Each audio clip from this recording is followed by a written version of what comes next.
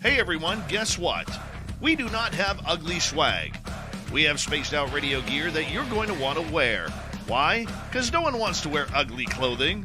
So head on over to spacedoutradio.com and go shopping today. You'll be glad you did. And it's a great way to support our show. Once you get your gear, send us a picture of you rocking out in your SOR swag. spacedoutradio.com, shop there today, and make yourself look good.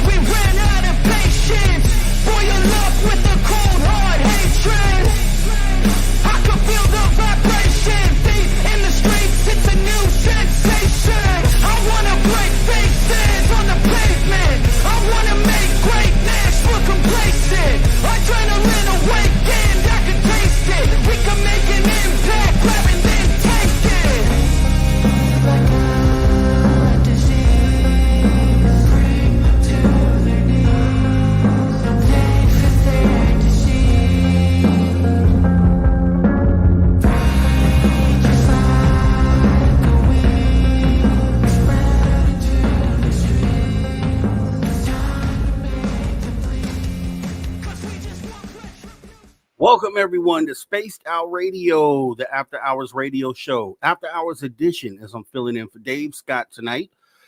We have an awesome show planned for you. We have Darcy Weir and Andy Marcial coming in talking about Transmedium Fastmovers and UFOs. The new documentary that is out should be an awesome, awesome show. Let me go ahead and see who gets the medal positions for tonight. And it looks like we have Race Fan with the gold. We have Mothman with the silver, and then T-Bone with the bronze. Okay, love it, love it. Let me see who else has joined us here tonight. We have Robert Lamoth Jr. stepping in saying, "Hey, Dave." Hey, what's going on? I'm Dave Scott. We have Brown Dwarf saying, "Good evening." Hey, Brown Dwarf, appreciate you showing on up. Awesome episode on the social dig yesterday, sir. We got Matt Carter saying, "Hey, everyone." We got Kitty Catty Whack. I was thinking about the name Kitty Catty Whack, and I was like, it sounds like a game you don't want to play with your kitty cat, right? Kitty Catty Whack. Let me know if I'm wrong. I don't know what to think about that, Kitty Catty Whack. Please clarify. We got Matt Carter again saying, pretty excited for this episode. I love Darcy's work. The last doc he did was outstanding. I agree. Awesome stuff. Yes, Race Fan is here for sure. We got Eternity Eternal saying, "Hi, Dave and SOR fans." What's going on, Eternity Eternal? We got John Lamb here also. Let's see, who else do we have? Philip Mouchette Perry. Hey, we got Laura Lobbs. Hello. We have Flat Six. How you doing? Welcome to the show. Greetings. We have, who else do we have here? The Ferret is here. We have Melvin WD40 getting us lubed on up. We got Thomas Rock in the building. We got Doug Shelby, the Doug Shelby, yes, of that fame. We have Michael Fontaine here. Who else do we have? We have Operation Shutdown, Deidre C. We got Corey, Lee the B, Miss Catherine Jones. And yeah, Thomas Rock, Digger Dog, Flippy, Occult Journeys, FAP, Deidre C, Paranormal Pixie, Laura, back off hiatus, welcome back. I think that's about current. We got Resonant in the building as well. Let's get ready for the show. Let's get ready to get this thing started.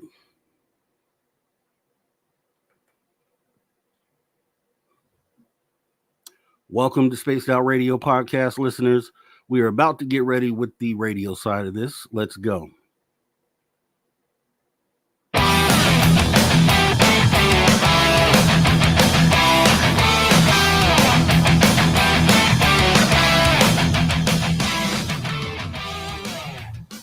Greetings, space travelers. Welcome home. You've just tuned your dial to Spaced Out Radio, the only place where you can own the night. I'm your host, Mr. Rob G. And tonight we're broadcasting to you on our terrestrial affiliates across North America and digitally all around the world. Remember, you can access our archives for absolutely free at youtube.com/Spaced Out Radio. And while you're there, please consider hitting that subscribe button. Also, don't forget to follow us on X and Instagram at Spaced Out Radio, at Spaced Out Radio Show. Our website is spacedoutradio.com, where the options are endless. You can stay up to date with the SOR Newswire, get some official Spaced Out swag, plus rock out to that guy you're listening to, Mr. Bumblefoot. As we get ready to get into the show, we have an awesome show planned for you today. We have, let me go ahead and read the bona fides here. We have Darcy Weir and Andy Marcial, and they're coming in talking about these Transmedium Fastmovers. I'm so interested in that. We're going to delve into the world of that recently released documentary with our special guests tonight, Darcy Weir and Andy Marcial. And guess what? We're not going to waste any time tonight. We're going to go ahead and jump right into the show. So let me bring in our guests for the night. We have Darcy Weir and Andy Marcial. Both of these gentlemen here in the building today. Everyone's in their right place. We are looking good, sounding good, and ready to go. How you guys doing today? Good. Can hear you both just fine. Yes, it's a pleasure meeting you guys actually here. I was a fan of the previous documentary, the Fast Movers, with our good friend Jim Goodall was featured in that film as well. Pretty great. And it's awesome that you're focusing on USOs, because I think that's a subject that doesn't get touched as much, but I think it's very important. So let's start there. Also, what I would like to do, since this is the first time I'm interviewing either one of you, I would like to kind of see what kind of led you into this path. Guys, have you had any experiences with this extraterrestrial presence, any part of the phenomena at all? And either one of you can go first. Andy, take it away, brother. So yeah, to answer your question, that's actually what got me into this. It's been basically a part of my life since my earliest childhood memory, honestly. And it so happened to be that I'm from Puerto Rico, and my earliest experience occurred in Puerto Rico with a encounter with a black triangular craft that was hovering over me while visiting family up in the mountains of Atalaya when I was about like 7 or 8. And it was a very large triangular, I would assume it was black because it was very dark, and it was very big. It was right above me, like only like maybe probably like 20, 25 feet or something like that above my head. And I remember 3 red lights at each point, and there was no sound, and it just kind of hovered, like flew toward, in front of me, and then towards the distant mountains and disappeared. That's literally my earliest childhood memory. That's the clearest memory I have of my childhood. I don't remember anything else but that. Then go ahead. Yeah, no, I was going to say that to have that experience right there, to be so young, is like mind blowing on that level, right? That's just insane. You can go ahead and finish up what you were going to say. Oh no, that and then it basically followed me till today. Actually, one of my most recent was about a year ago, but the most significant to me was around 92 or 93 here in Long Island. After moving from Puerto Rico to the Bronx and to the Bronx out here, I had a daylight encounter, a daylight sighting. It was a close encounter. Basically, long story short, I was just playing with my cousin in the back during an afternoon, summer afternoon, and we were in the pool, and so happened to look up, or something told me to look up, and I caught an object sitting over the house, and I did a double take, and when I looked back up, I realized that it was a saucer about 150 feet away from me, maybe 200 feet away. No lights. It was the actual physical craft, and the best way I could describe it is like the Bob Lazar sports model. Okay.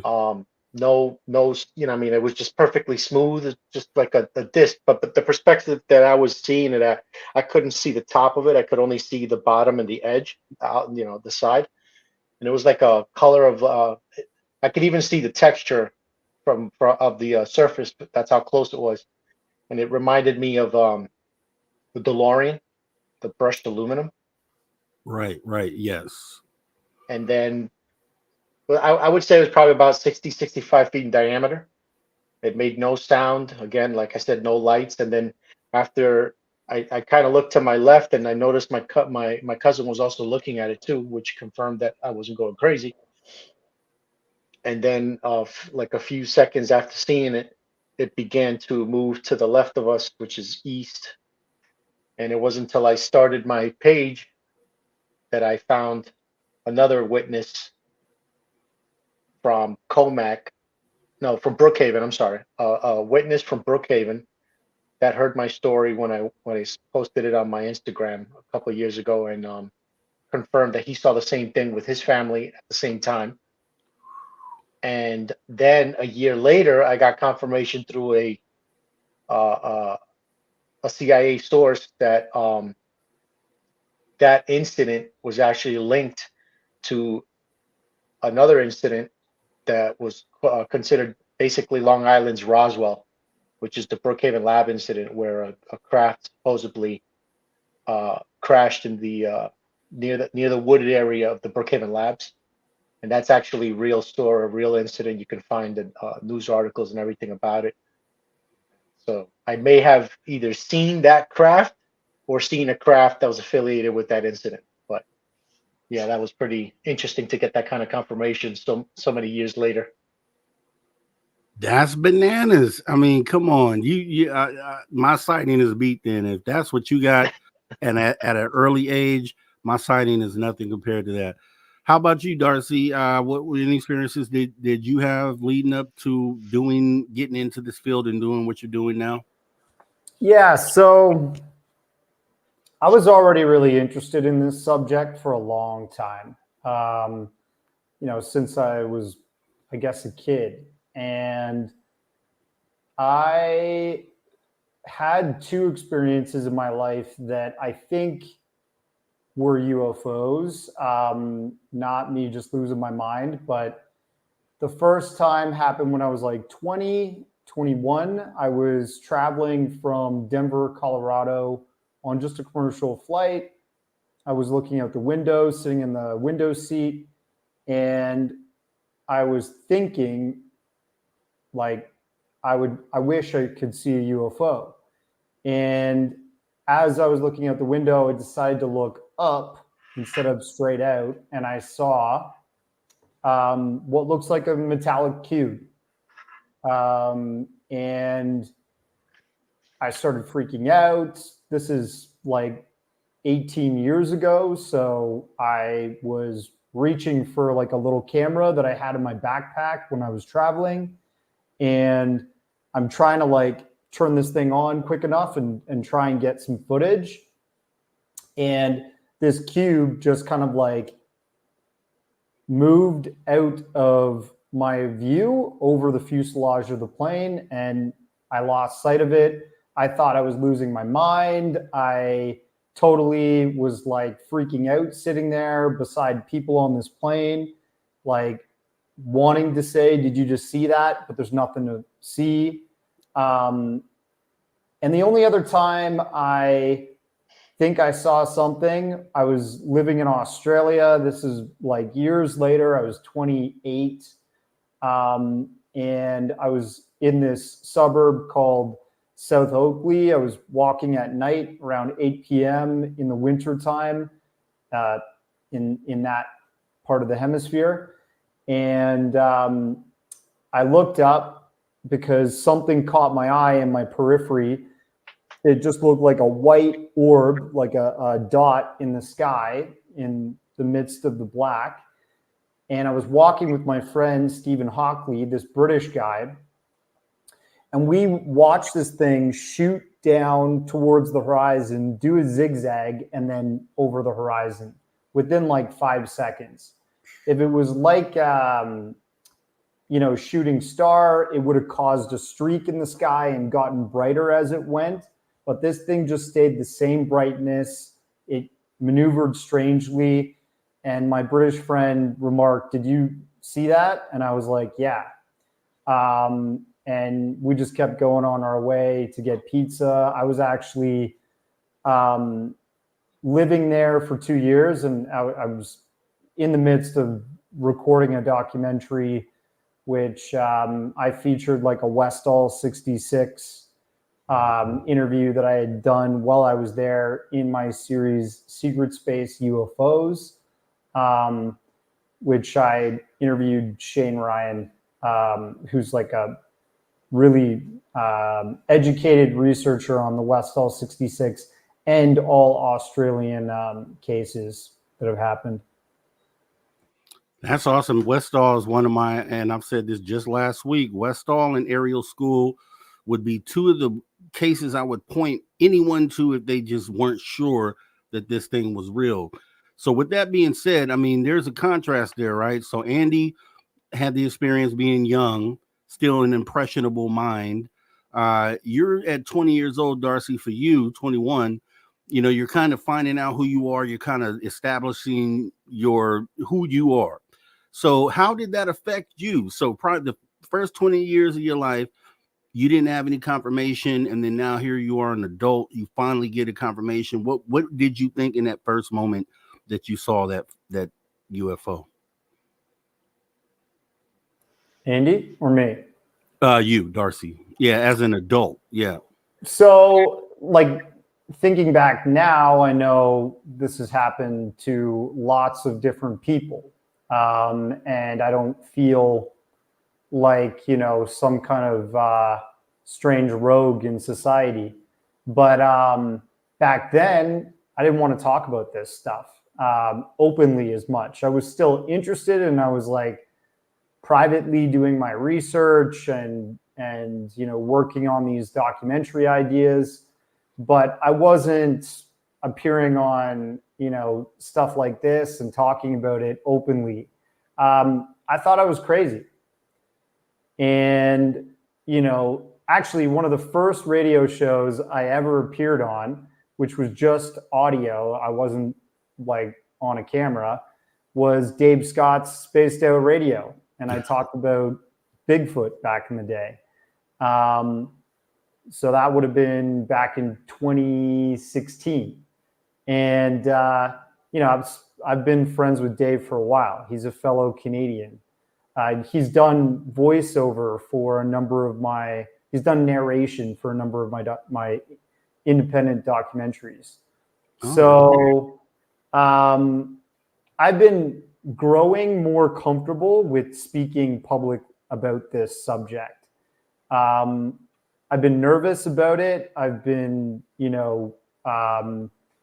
shy, let's say, but now I'm a little bit more comfortable in my own shoes because I'm not alone. There's a lot of people like me, and I think, it's safe to say this is a very real phenomenon, and there's something to it. And I just, with these documentaries I've been making over the years, I just want to know more.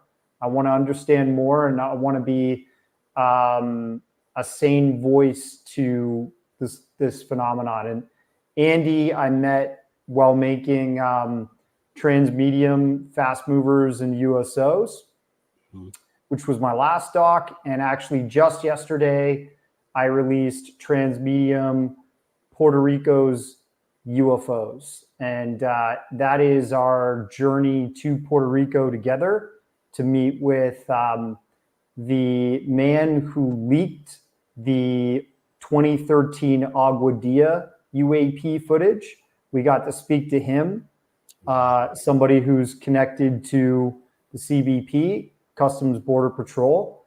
And we met other very credible and interesting experiencers. One person who said that they literally, met an alien in Puerto Rico, and like a human looking one. And really interesting stuff, and really sort of I'm super fortunate to be on this journey. And Andy is an experiencer himself who has been crucial in getting out a lot of this Department of Homeland Security footage, which recently has come to light. And DHS confirmed to the public that the rubber duck, La Bruja, the A-10 warthog footage, and the Agua Dia 2013 UAP footage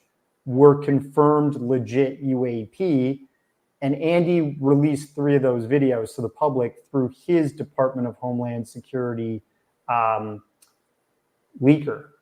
So it's crazy that like we met, we started talking about those 3 videos in my last documentary. We became friends. We decided we got to go to Puerto Rico, which is where Andy's from.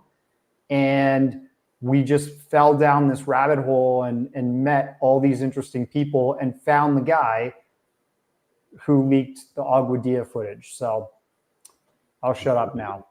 No, that's awesome. And I was going to, so with that being said, Andy, those videos are huge. I put those up there with some of the best videos that we have. The Agua Dia is just insane because you see this thing dip into the water without breaking stride, pop back out, split into 2, do all of these anomalous things that if you're watching this and you understand that there's nothing else that we have that can do what we're seeing on that film, what type of hurdles did you have to get through in order to get all this stuff out? Because I know there had to be hurdles. You're dealing with government. There had to be hurdles. Well, believe it or not, it was actually not that difficult to get him to send me those videos because it's Department of Homeland Security and Border Patrol. And the way it was explained to me from the source was that because these videos or those sightings had no nexus to drug smuggling, they weren't considered anything of importance to the bureau, I guess you could say. So that's why it was fairly easy to get him to get me the originals and convince him to get me the originals. And we didn't. I got more crap from the public after releasing it than I did from government. Wow. But yeah, it was. I tried to do the right thing too with him. Like once I realized what I had, I first saw them through cell phone recordings, and then when I convinced him to get me the originals, and I realized what I was looking at when I finally got them, I was like, oh my God, what do I do with this? I can't just throw these out there. I gotta vet them somehow or get them to the right people to analyze them and put this out properly. So the one video that I knew was the most significant and the most important was the rubber duck, and that's because of the time. It was 60 minutes long, and 40 of those minutes was of that one object being tracked. And there's nothing that has ever been out that shows that much footage in that kind of quality from that kind of camera, with all that information that comes along with it to verify that this is authentic. So that's when I reached out to the SDU, and they agreed after vetting the source and then looking at the footage that it was worth analyzing. And not interestingly, but it was, I guess you could say, an honor that the second video that they ever analyzed was that one, and the first was the Aguadilla footage. So basically, their standards are that if it doesn't meet expectations of like Aguadilla, they won't even bother looking at it. So once they saw what I had and the information that came with it, they were interested and decided to do it. And ultimately, it took them a while, but they concluded that the object was anomalous. Okay, and wow, that's amazing. I definitely would think anything linked to the government, especially if they looked at, and maybe let me ask you that: do you think like the Department of Defense or those UFO programs within the government were aware of those videos before you obtained them, or do you think they kind of just were gone unnoticed over there with the Border Patrol? I think they went unnoticed because he had told me that that they were passing around basically to different agents to try and get their opinions as to what they were, because no one knew, like no one can figure it out. So they just kept them they had them in a unexplained folder, I guess you could say, like a nothing like it was filed away in that specific thing. It was basically just the agents captured this, couldn't identify what it was, and just threw it in that folder because it was weird, basically. But yeah, that's the gist of how I got it and what I did with it, and the rest is history, I guess. Yeah, exactly it is. And so with that being said, Darcy, what do you think is being, I mean, obviously we see that they're anomalous and would have to come to a conclusion that they're not man-made, which means they are likely from somewhere else. What do you think is actually being depicted there? Actual craft that are being piloted by something, or like my theory, a lot of these smaller things, I feel like they're drones, essentially ET drones. What do you think about those? What's your opinion on that? Well, yeah, I mean, look, like scientifically, the von Neumann probe has been, let's say, written about as a type of technology that could exist in the universe since the 1940s. And von Neumann was a very state-of-the-art scientific researcher within the United States post-World War II establishment.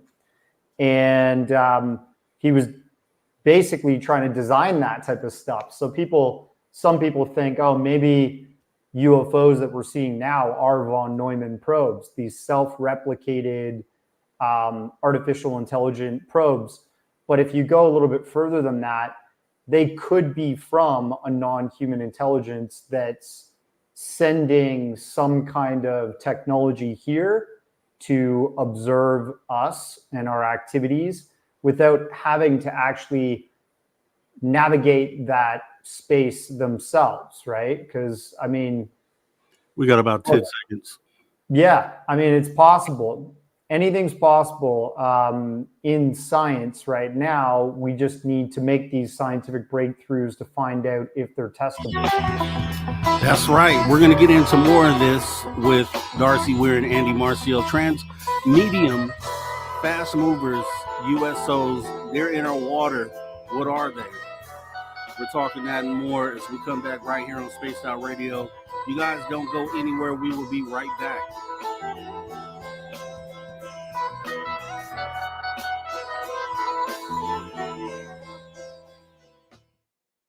All right, clear.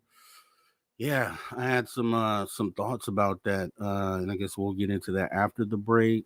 But that's why these breaks. I hate these breaks because I just want to keep talking, but I know that we have to save it for when we come back. But other than that, how you guys been doing today? What's been going on lately? What you eat for dinner tonight? I had tacos. Dave would love that. Bean burritos. Ah, okay. I had a little Chinese food, so I'm the odd man out, I guess. Yeah, Dave is, as everyone knows, is a big taco guy, and I talked to him earlier today. He's coming from some town out there in Canada where it was only one lane road, for hours all the way back to his house, and I guess he ended up being pretty tired today. But rumor has it he might be filling in for Tim with the UFO report in hour 3. So I don't know. I guess we'll see. Ooh, he's gonna recover. Nice. Spicy. Little guest appearance on his show, eh? On his own show, right? That's increíble. That's the caveat. So I'm the weekend guy. I do the Saturdays or Sundays. So this is his show. Obviously, I'm filling in, and we're gonna have him as a guest on his own show. That's just mind blowing. Nice. I'm just checking out some of the comments here. We got all kinds of interesting people out here tonight. Yeah, it's cool that we got to jump on with you tonight. Definitely, like the latest film just came out, which is all about our trip to Puerto Rico and what we found there so far. So yeah, man, it's great to. I hope people check it out and enjoy the show. Yeah, it's on Apple TV, guys. I know that it's at least there. Is it in other places as well? Yeah, I think it's on like Google Play and a bunch of other streaming platforms. I'm waiting for it to go live on Amazon Prime. Nice. You do good work too, man. You do really good work. So, I've definitely been checking out your stuff for some years now. And Thanks, man. yeah, for sure. And there's a few people in this field in the documentary part of this that I give those accolades to. You're one of them. James Fox is another. The people who really care about the work that they're doing, because it comes out and it shows in the end product. So yeah, you're definitely doing great work. This Fast Movers though, I was watching part 1, which you can also watch the part 1 on Tubi, guys. Yeah, it's free on Tubi. And some interesting things, the story that Mark D'Antonio tells about being aboard the sub and the guy calling out Fast Mover. And he was just saying basically, like, I was just there the one day and they had an event. He was like, so it's likely these things are happening all the time, these encounters down there. And I'm like, yeah, I could see that. Yeah, I mean, all the time. The Navy and specifically submariners are known to be the most tight-lipped, military branch on the planet. So if they are witnessing stuff, it's being filed away and sequestered for certain eyes and ears and minds only. But, sometimes information gets out. And I think that documentary, Fast Movers and USOs, is just about trying to bring to light that we're missing a lot of the ocean-based stuff, and needs to be, I hope it gets released. I hope, whoever becomes president next has a little chat with the Department of Energy, and then, they figure out a way to pry it out of their cold, dead hands. Yeah, you're right. And I said this the other day. Well, I said this maybe a few weeks back. We did a show about UFOs and politics. And I said, one of these presidential candidates I was asking, would one of these presidential candidates pull the UFO card? And whoever I was talking to at the time was like, nah, they didn't think so. And then there goes Trump pulling the UFO card just like a day or two ago. I was like, I knew somebody would. Like JFK and the UFO files. The UFO. It's smart. It's smart to do that. A lot of people don't believe that he'd actually do it. I don't know, but he at least played the card. So as we got 10 seconds before we come back. I don't really think it's about him doing it. It's, are they going to let him? Welcome back to Spaced Out Radio, After Hours Edition. As I'm filling in for Dave Scott tonight, we're talking Transmedium Fastmovers USOs with Darcy Weir and Andy Marcial as they joined us graciously to have this conversation tonight. Don't forget, though, guys, you guys can actually follow us at any time. Go on over to X and Instagram at Spaced Out Radio, at Spaced Out Radio Show. We would appreciate the follow. Definitely would appreciate that as we jump back into the conversation here. So, yeah, we're talking about, you were talking about the Van Neuven probes and the possibility that these could be sent, you know, from wherever these things are across the galaxy, and they've sent them over. I had a theory that because I did have an actually decent UFO sighting. It was like 47 objects at once, right? And they, middle of the day, broad daylight, see them crystal clear, got them on video. And I'm about 130 miles from Catalina Island. So they would appear to be the same things that were in Tear in the Sky, and maybe even the same things that were talked about in the gimbal video where they say there's a fleet of them and they're going against the wind. It's essentially what I saw, a fleet of these things. And, you know, the ones at Catalina Island, as we had Kevin Day on here about a week or so ago, and he talked about how he was watching these things come from 80,000 feet down essentially to sea level within less than a second, and that these things were traveling, going towards Catalina Island, Guadalupe Island, and then essentially maybe going into the ocean at that point. As far as Puerto Rico goes, there's always been said that there may be a U.S.O. base there. I know I've seen that over the years. Is there any truth to that, Andy, do you think? Or, you know, what do you think is going on there? Well, yeah, actually, most of the Puerto Rican population on there believes it. Like, it's just so commonplace. It happens. Sightings happen so often, and things are seen on the regular, to the point where, you know, when you talk to the locals about it, they believe that there are bases off the coast of the island. And we were shown images, radar images, off the coast of Aguadilla that show a large rectangular structure sitting at the bottom of the sea, and also a photo of the south side of the island where the Puerto Rico trench is. And at the bottom, at the very bottom of the trench, is another artificial structure that's miles and miles long. You can see, I mean, it's clearly visible in the image. It doesn't look anything like the surrounding environment. Has sharp edges. Like, this just looks artificial. So there's a very, very good chance that there may just be bases or some kind of facilities that they're, you know, these things are using or calling home, I guess you could say. Yeah, and it makes sense, right? They go underwater, so what are they doing under there? It would make sense they would have a base under there. Darcy, they have, you know, Puerto Rico is not too far, essentially, from the Bermuda Triangle. Do you think those things may have something to do with each other, maybe related in some way? Disappearances of boats and planes, and then these bases being underwater? I mean, it's very possible.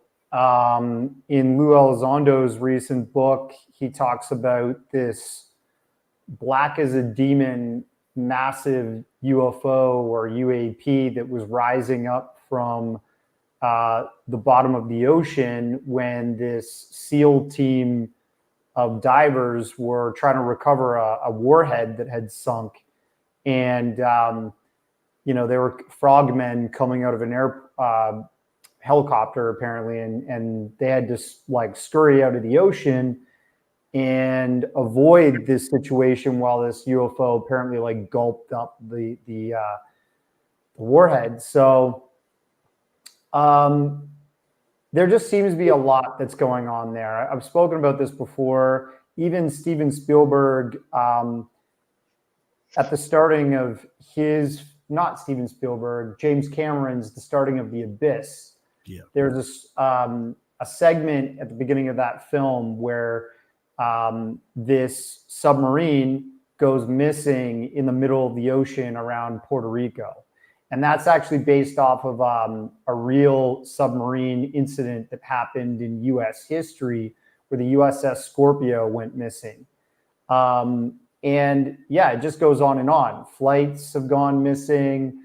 All kinds of stuff is reported. And then if you fast forward to the Puerto Ricans, like history of Puerto Rico, Christopher Columbus saw one out there on his journey to the Americas for the second time, and when just before he landed in Puerto Rico for his first time.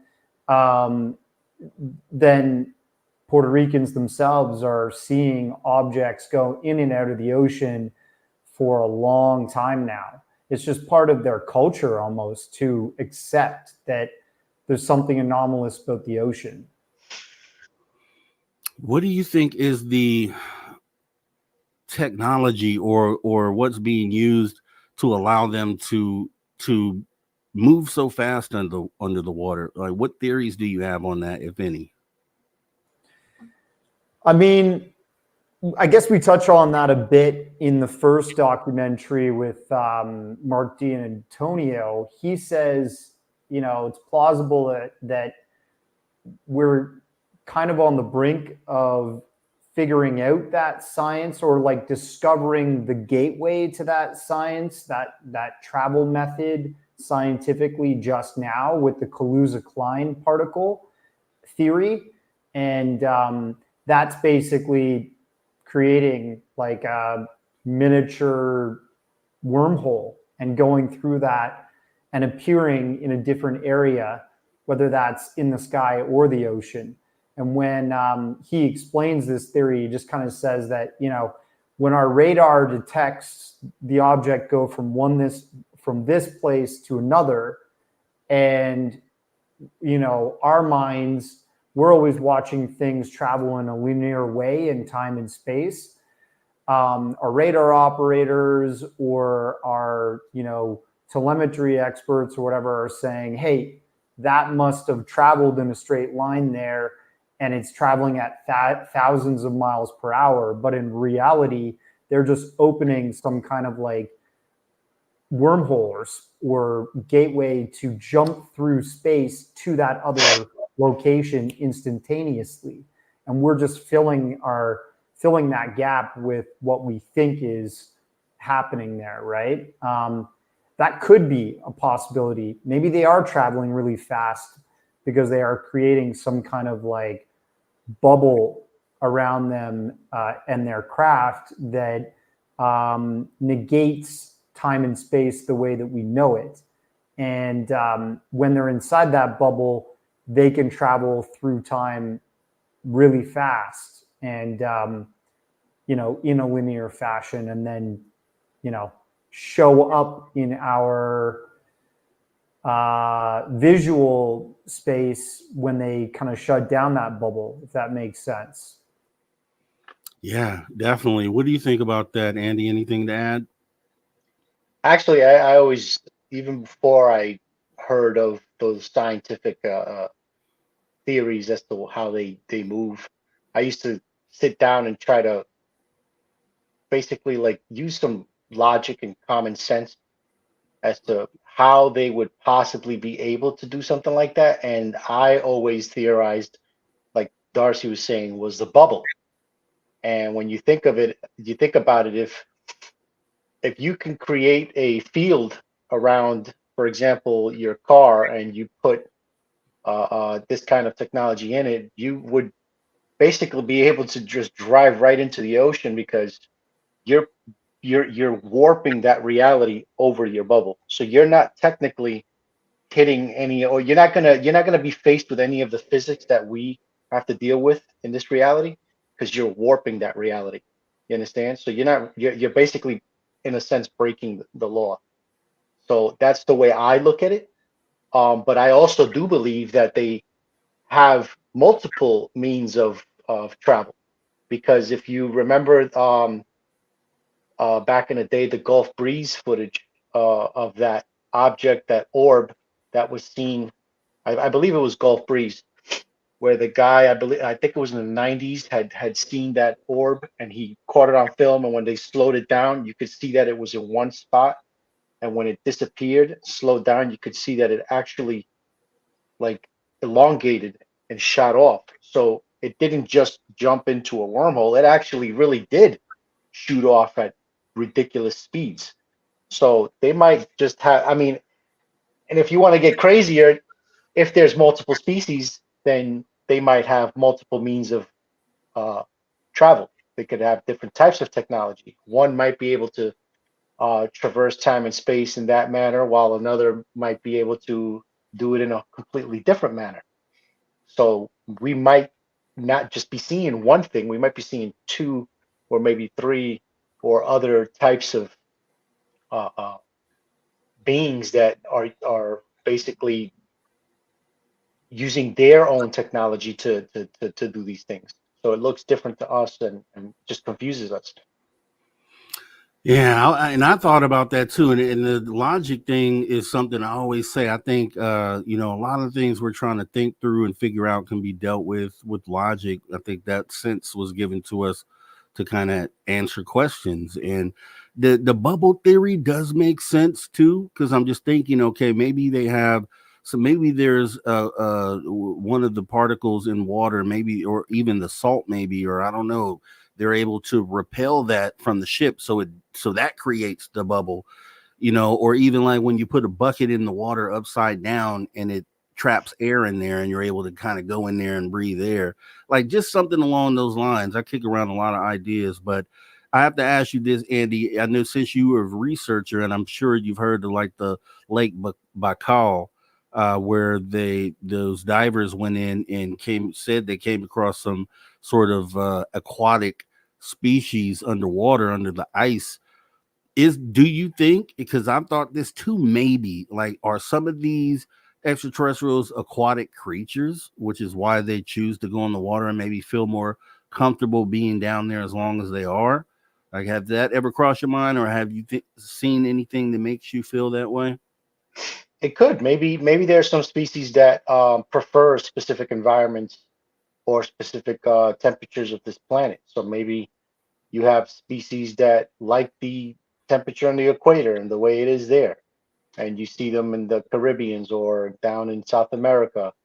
And you have some that may like, or like you just said, are aquatic and prefer to, be down in the water. It's very possible. I think, if I'm not mistaken, who was it? I believe it was Corso that had mentioned something about that in regards to a being that he supposedly said he spoke to when he was in Area 51, that he had a conversation with.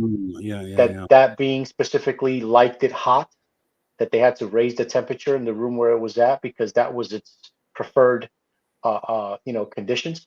So it's possible. When you think about it, again, if you're thinking of multiple species, then multiple species are going to have different.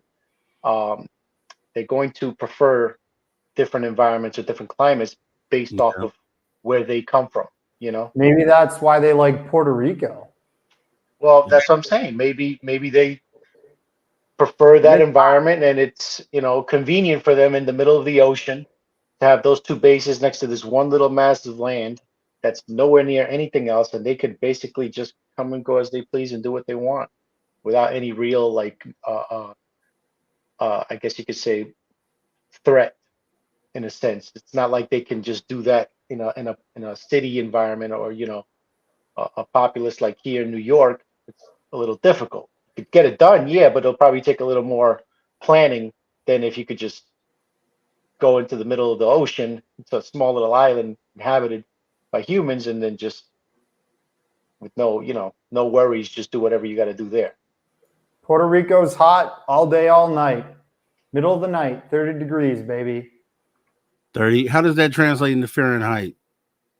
Oh, sorry, I forgot. Fahrenheit, like it felt like 120. I don't know. Isn't that where Satan likes to hang out? Canadians in that metric system and the Celsius. I know. Yeah, it's always, but it's okay. I understand, right? Okay. So there's a lady, what's her? I think her name is Mary Hill or Hall, or I know she has a channel where she does. She was at one. I don't know if she's full time sky watching, but at this time she was looking at some sort of satellite data, like on the part of the world, the least populated part of the world, or the ocean wise. I want to say it was maybe in the Pacific. It was somewhere where there's no land at all for miles and miles. It's the most desolate part of the ocean.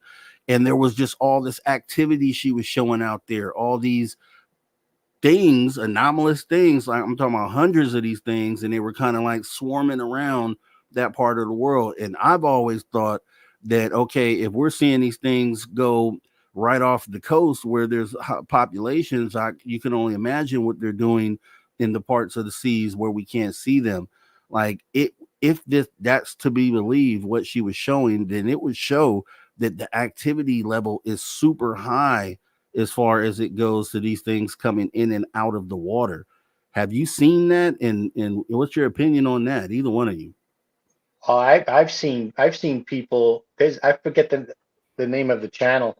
I just came across it one time, but it was an individual in Puerto Rico who would constantly monitor his dash cam of his car, and I was blown away because I mean I'm very like particular when it comes to footage because I've fallen for a lot of crap, and I learned from those things. So when I look at footage, I like to look at specific things to make sure that what I'm seeing is legitimate and not just a bird or something. And I was blown away at how many objects just on one video alone that I had saw him post, and where he slowed down from traveling from one location to another. The amount of fast moving objects that he caught in Puerto Rico flying, in the direction where, I mean, flying, the opposite direction, but that was caught on the camera. It blew my mind. It was like over a dozen in just one trip that he took. And these objects, whatever it was that he caught, they weren't birds because these things were traveling extremely fast. Because slowing down the footage, this thing would just clear the freaking frame in no time. That's not a bird, you know what I mean? And you could see it coming from the distance. He would zoom in because he had a very good camera, and you could see them coming from the far distance, and then just fly by, and then he would play different videos to show different examples, and it's just unbelievable how high traffic the skies are around that area. And it could be the same over your where you live, or where Darcy lives, or where I live, and it just moves so fast you just can't see them, you know. Yeah. Yeah. And who looks up, right? I mean, that's the other part of it. Like it could be happening everywhere, and it likely is. Truthfully, I don't know. I'm just trying to theorize what would be a reason why they would only stick to one place. And if they're on the coastlines, then they're definitely out in the deep sea as well, where there's no one at. And if you just wrap your mind around that, then that is just like a mind-blowing amount of activity that's happening right here on Earth. And the oceans, obviously, right, 95% uncharted or unexplored. So who knows what's going on down there? You have this, Darcy. So I'm going to ask you this. We have about 4 minutes till break. I had a guest on, and he actually took the time to, on a map of the United States, put pins in all the places where there was high levels of activity. It just gone over a lot of different data, and it showed a lot of clusters of pins along the coastlines on both coasts. And one of the theories that I had about why that might be is, well, let me ask you this first. What do you think the intent is for these things to be underwater? Do you think they have anything to do with us, or they're just doing this on their own sort of mission? I think water, like just being underwater, is a perfect cover. If they want to go unnoticed, that's a better place to be than the sky. Because, I mean, we can penetrate water with radar, but The only folks that are really going to be wary to their presence are the navies, the defense and intelligence groups. The civilians like us are not going to be able to see or locate these visitors as often if they're in the ocean. I think the ocean, obviously, the planet is 71% covered, in water, and where better to, stay out of sight and out of sound than in the ocean.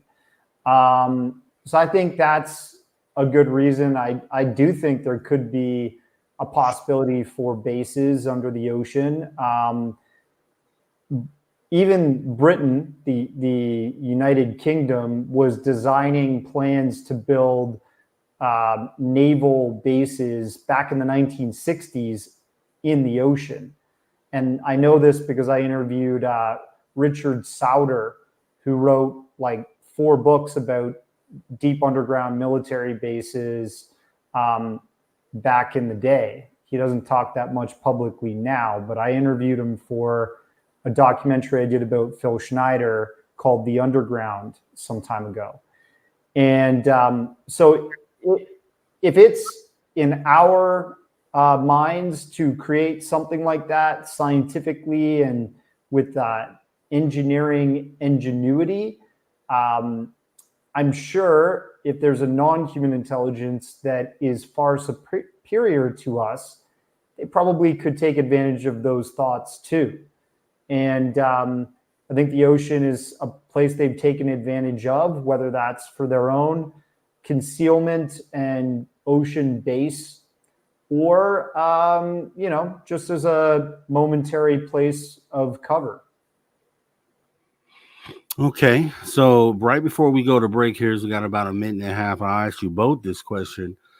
The new manta ray craft, underwater craft, I forgot what they call that thing, but do you look at that? What do you think about that? Do you think that is done to muddy the waters, or is it just totally coincidental that it could be something that could be confused as a USO? The manta ray that got released recently by human intelligence, that is like civilian intelligence, that were scanning through satellite photos, and they saw it parked in like a marina somewhere in the world, right? That craft, since that's been sort of released, a lot of people have released the details of what its actual capabilities are. And when you compare those specs to people discussing an object going through the ocean around a submarine, Navy submariners witnessing this, and they're going 600 knots or 300 knots plus, we don't have any craft that can do that. And that's just simply because of the friction of, this liquid environment that the ocean is. It would cause objects to break apart.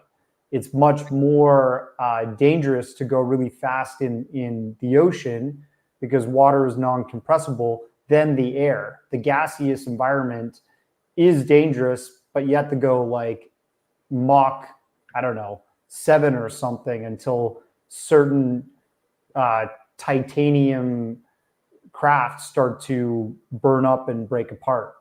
Okay, and we'll get Andy's answer right after the break. That means you guys have to stay tuned and come back right here, because we're talking Transmedium Fastmovers USOs under the water.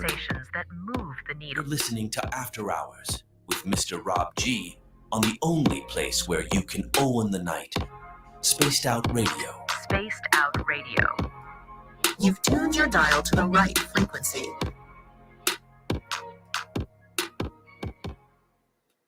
All right, clear. And we're off camera for this break. It's a video break. So see you guys in a minute.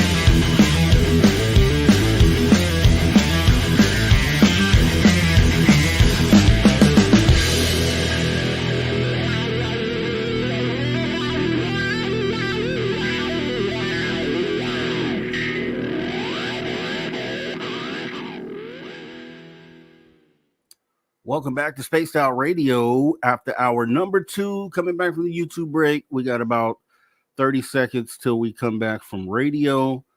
And let's see. I'm going to post the link for the documentary, the new documentary that Darcy Weir and Andy Marcial have put together here in the chat. And we're also going to check out the trailer right after we come back from break.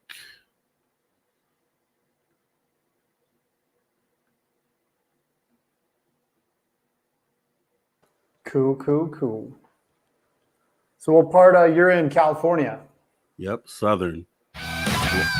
Welcome back to Space Out Radio after hour number 2. We are back with Darcy Weir and Andy Marcial talking about Transmedium Fastmovers USOs, UFOs underwater, basically. They could be everywhere. Likely they are. We're going to go ahead and take a look at that. But space travelers, you guys are already traveling space. We're on this rock traveling space. Consider taking the next step, becoming a member of the Space Travelers Club. You can do that on our Patreon for $5 a month. Go ahead and check us out here. As we jump back into the conversation, we're going to get this thing kicked off with the trailer for Transmedium Fastmovers. Why don't you guys kick back, enjoy it, and we'll be back in just a second here. Darcy Weir is an independent researcher and filmmaker who has traveled around the world to study the UFO phenomenon. Very under the radar release of some videos and documents out with no explanation. All of a sudden, Customs and Border Patrol has released 10 videos from what looks like forward-looking infrared cameras. Muchos vecinos de las áreas cercanas al lugar. Andy and I, becoming friends, decided to embark on a journey to find the individual responsible for leaking this video to the public. And our journey into the UFO mysteries of Puerto Rico's history began. This source 9 said that he would be willing to talk to you about the incident with the Transmedium UFO tonight. Antes que comience, que realmente que sabe.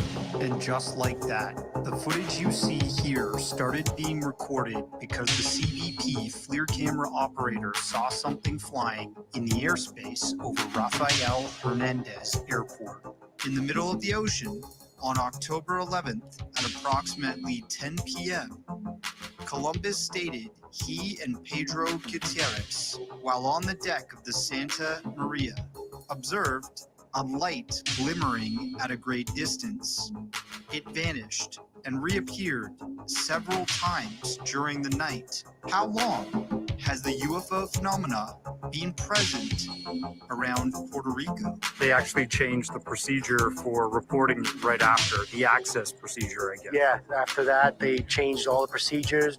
This object is reminiscent of an orb that I saw while testing a similar FLIR model out back after repair in December 2016. I couldn't quite determine the size of the object because there was nothing relative to compare it to. This is supposed to be what you call a nuclear plant, but it never did work, and there's always 24 hours military people there. Did it melt down? No. Wait. Hold on. That's a nuclear? No, yeah. It was going to be. It never turned out. It never turned out, no. But why would there still be? That's a triangle. You took that? Yeah, that's one at 8:30 or 9 in the morning. When the light was strong. And you took that when you were on a boat? In a boat. When we're coming from almost 10 minutes from here, I saw something that crossed from one side of the road to the other, but was so fast that I can't see what it was. When I put the highlight, looked like something, a monkey, something biological. Yeah, something cross. When I put.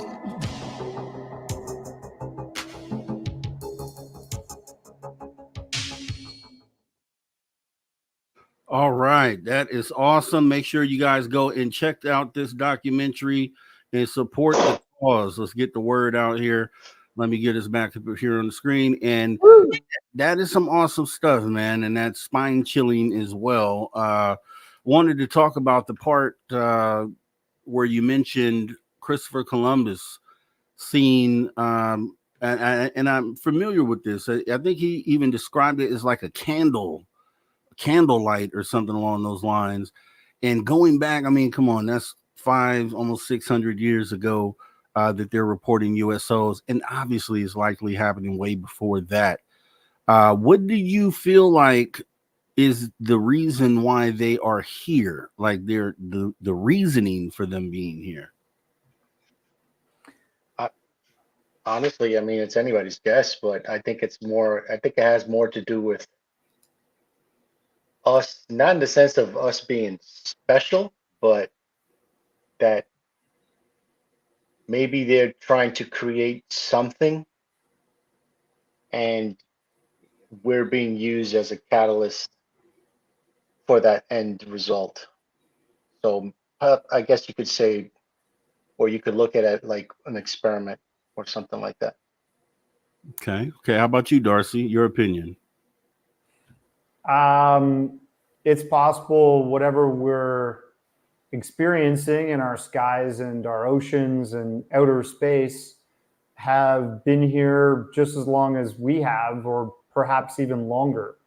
And they're just like a breakaway civilization. They're maybe a non-human intelligence that's so advanced that they stay away from us because we're just not at their level. That could be one thing, and it could be future us. You know, it's very possible that we're talking about a human species that is us, but from, that's way more advanced than what the people that have covered the crust of this planet, us humans, are, 1.0, and we're experiencing 3 or 2.0 version of us. It's possible. Yeah, I've thought about this as well. I mean, because some people say, okay, these things, being that they've been here so long, they likely have been here longer than us, is what some people think. And the question I had about that was, okay, if they were here before us, why, being the more superior species, or why would they opt to move into the ocean? Like, if there's no humans here, then they have the land to inhabit. This could be their turf.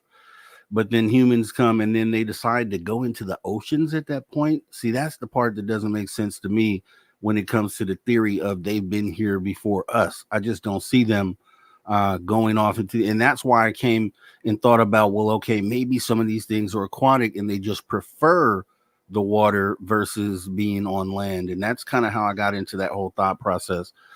One of the things I also think about with these things being underwater, and the map that the gentleman created that showed all the pins and showed a lot of activity along the coastlines, it made me think of how the same way we have submarines out there in the ocean in strategic places right off the coast of adversary countries, and in some cases that could be looked at as, okay, that's a threat potentially, and they're in strategic places, so if they needed to move in, they could do so effectively.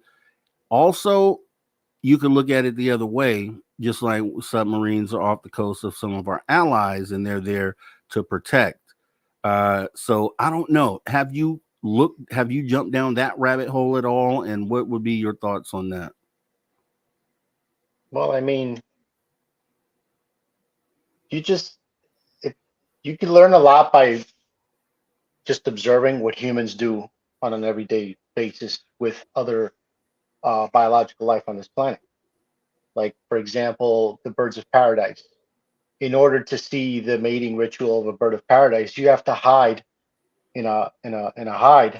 I think that's what they call it, for hours or days and not move, and not do nothing until you get that one shot of that bird doing a little dance for 5 seconds, and then that's it.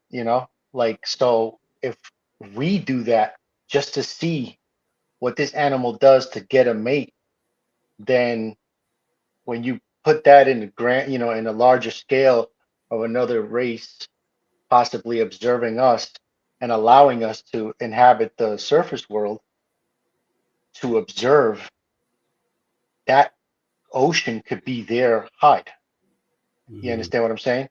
And it's just on a larger scale and a more advanced and complicated scale, but it could be something as similar as that. And I was thinking about this recently, is we humans tend to overcomplicate a lot of things. And when you think about this subject, this is one of those subjects that I feel we overcomplicate, even though yes, it is complicating, because when you think about the technology and the things that they can do, but maybe it's not that complicated when you think about, like when you're trying to reason what it is that they're doing. It could just be something very simple that we're making, more difficult to understand. You understand what I mean? Mm-hmm. I get that. How about you, Darcy? I mean, we do have hotspots of sightings around the Catalina Islands area, Guam, parts of Russia, Lake Baikal, obviously Puerto Rico. There's a trench nearby. Point Doom is a really interesting spot off the coast of Malibu. There's that structure that you used to be able to see on Google Maps, but it was removed. It was scrubbed last year, literally months after my first documentary came out highlighting that object. And Tim Gallaudet, the former Rear Admiral of the Navy, who was the chief oceanographer, he basically called that out and said the USGS, which is the United States Geological Survey, still has that strange object in its survey. And yet Google has removed it. So I think there's a possibility that the navies of the world do know certain areas are where these things operate in. And maybe that's why they have strategic setups close to them. Maybe they don't. I don't know. Same thing goes for on land in sort of underground base alleged areas like Mount Zeal in the middle of Australia. People have been saying that that's like a United States base in the middle of the outback because it possibly is some kind of location that's protecting a non-human intelligence. And there's a location in Korea where people say possibly a massive craft that can't be moved has been buried, and they built a structure around that. Same thing goes for places like, I guess, Area 51, S4, all of these areas that are no-goes, but the military have built some kind of establishment or base around that. The same thing goes for Puerto Rico, actually. Puerto Rico is a Navy location for the United States Navy. It's one of the most eastern situated Navy bases. They do have a military training grounds there for, like ground warfare folks. They used to have a Navy base on the island of Vieques. And this, believe it or not, is a place historically that Puerto Ricans have seen supposed non-human intelligence interactions, UFOs going in and out of the ocean. Vieques is a really interesting place, and it's people that have Puerto Ricans that have either worked in security at that base, who now no longer work there, or ex-Navy people that are Puerto Ricans that left there, that have gone to individuals like Jorge Martin, who's actually the Puerto Rican researcher that led us down this road to meeting the Agua Dia leaker, the agent who leaked the footage. Jorge Martin is like the, Walter Cronkite of ufology in Latin America. He's been at it for decades. And he's invaluable. I hope to go back to Puerto Rico with Andy and interview him more, and also get more stories out of the Puerto Rican region. That is awesome. And let me ask you both this, especially you, Andy, you being with the research that you've done. There's the supposed photos that were taken from the periscope of a submarine years back, and it supposedly depicts this large craft that comes up out of the water and kind of takes off.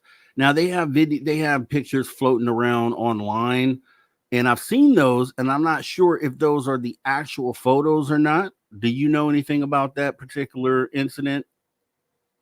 That's the USS Trepang. Okay. Are those photos the actual ones that are floating around online? I mean, those photos, I don't think they've ever been debunked, honestly.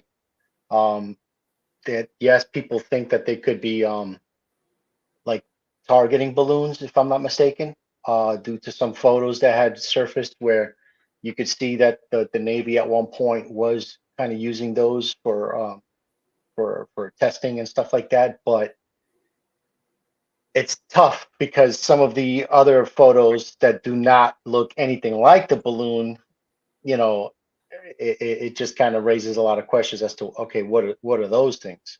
Because they seem to be very, very, very large. At least some of them, like the disc-shaped one, which is actually part of my logo. That one, to me, I just can't see how that is a balloon. I can't see how that is faked.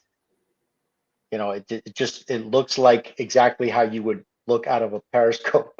And if you had the capability of taking a photograph through a periscope, that's what it would look like. Right. And I actually did my own little research and pulled up photos that were taken from other periscopes around similar times, and it actually the way they looked and the grain and all that, it matched damn near perfectly. So at least to me, I feel like some of those objects were not those balloons, but were actually something, anomalous, something, a UFO or whatever. What do you think about those photos and that classic sighting, Darcy? My sort of alarm bells go up these days whenever it's a photo, just considering how far advanced our photo manipulation technology has developed since the early days of a point and click camera. You used to have to develop film and get the negatives, perfect, and then make it into a photo paper picture, right? And nowadays you can turn on your phone, you can deliver a line of text into your phone, and it'll generate a beautiful either 3D image or true to life still image with like a family of random people. You know what I mean? So I'm not saying that Periscope U.S.O. photo is fake, but it's just considering how sophisticated computer graphics are these days, and how a really savvy and intelligent Photoshopper could get to create that is not impossible to fake that photo. Not saying that the Navy hasn't taken photos like that. I mean, the Go Fast, the gimbal, the Tic Tac, these are all technically Navy flights, right? They were F-18 fighter jets that were scrambled to intercept these objects, track them, and then take video. So they can take amazing high definition video and pictures, we haven't seen any of that high def video really. It's probably sitting with, a mountain of data that's secret and never going to be released to the public if it's the DOD's, if they have their way. But I like how that photo inspires us to look deeper into this subject. And any really powerful photo like that should inspire us to at least find out if it's a real photo or not. I'm actually kind of glad you mentioned that, because it kind of, well, first of all, just so you know, that photo I think was released in 2017, and AI wasn't anywhere near as good as it is now at that time. But yes, technology could have finagled something to make it look real, but it raises a bigger concern in that even if we get something that's authentic, we're going to question it because of our advances in technology. You know, if a video comes out that shows something legitimate, no one's going to believe it because AI is so advanced now that they're just going to be like, oh no, it's fake. So no matter what, the only thing that's going to be able to actually be something that is totally convincing is if it's some mass sighting where it's actually happening at the moment, where everybody is, you know, filming or recording and the news is there, and something on that scale, I think is going to be the only way that anybody's actually going to be convinced that they're looking at something anomalous. And even then, you're going to get people that are going to try to dismiss what it is that they're seeing, because at least from my perspective, from what I've seen, you're just not going to get everybody convinced, no matter how much evidence you put forth. You're going to have a lot of the population who are going to be basically they're not going to admit it, but afraid of that reality. So they will legitimately push it to the side and keep on denying it just to stay in their little bubble, because a lot of people just can't accept this kind of thing, you know, especially when they're raised in a religious environment. And it's a sign of the times too, like you said. I mean, we're in the era of Photoshop, which has been around since the late 80s, early 90s, and it's only gotten better and better and better. And then now 2.0 is now the AI, and then now getting into deep fakes and the whole thing. And then you're right, though, there's a subset of people that will tend to look at some of this stuff and really scrutinize it to say, okay, that potentially is Photoshop. But then there's the others that just want to hide from this whole thing and will just say it's Photoshop without even really vetting it, because it's like an escape to kind of write this thing off, the thing that we're dealing with. And I'll tell a quick story because we've got about a minute left that'll lead us into the next final half of the show here. I went on a cruise. I went on a cruise the last 2 years to Catalina Island, right? And I'm going with people that don't really understand what's going on right now. And I'm telling them before we get on the ship, I'm like, this is a hotspot area. There are things called USOs, and some of these things potentially are underwater, and we're going to be in the middle of the ocean. We're going to be, and there's the chance that we might see something out there. And they're just like, oh. But I get out there, I don't see anything. But the scary part is that I'm out there on the deck. Both times I went, pitch black dark. You can't see the ocean at all. And it reminded me of a story that I saw, and the gentleman was a fisherman. I think he was in the Pacific near Catalina Island, and it was dark as well.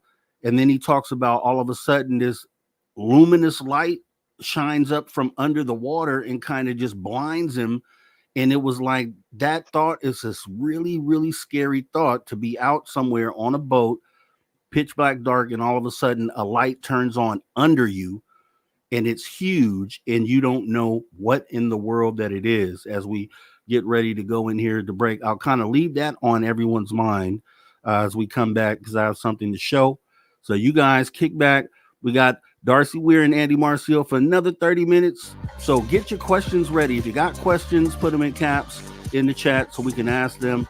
Otherwise, just relax as we take this thing home right here on Spaced Out Radio, the After Hours radio show. Filling in for Dave Scott tonight. Awesome show so far. You guys kick back.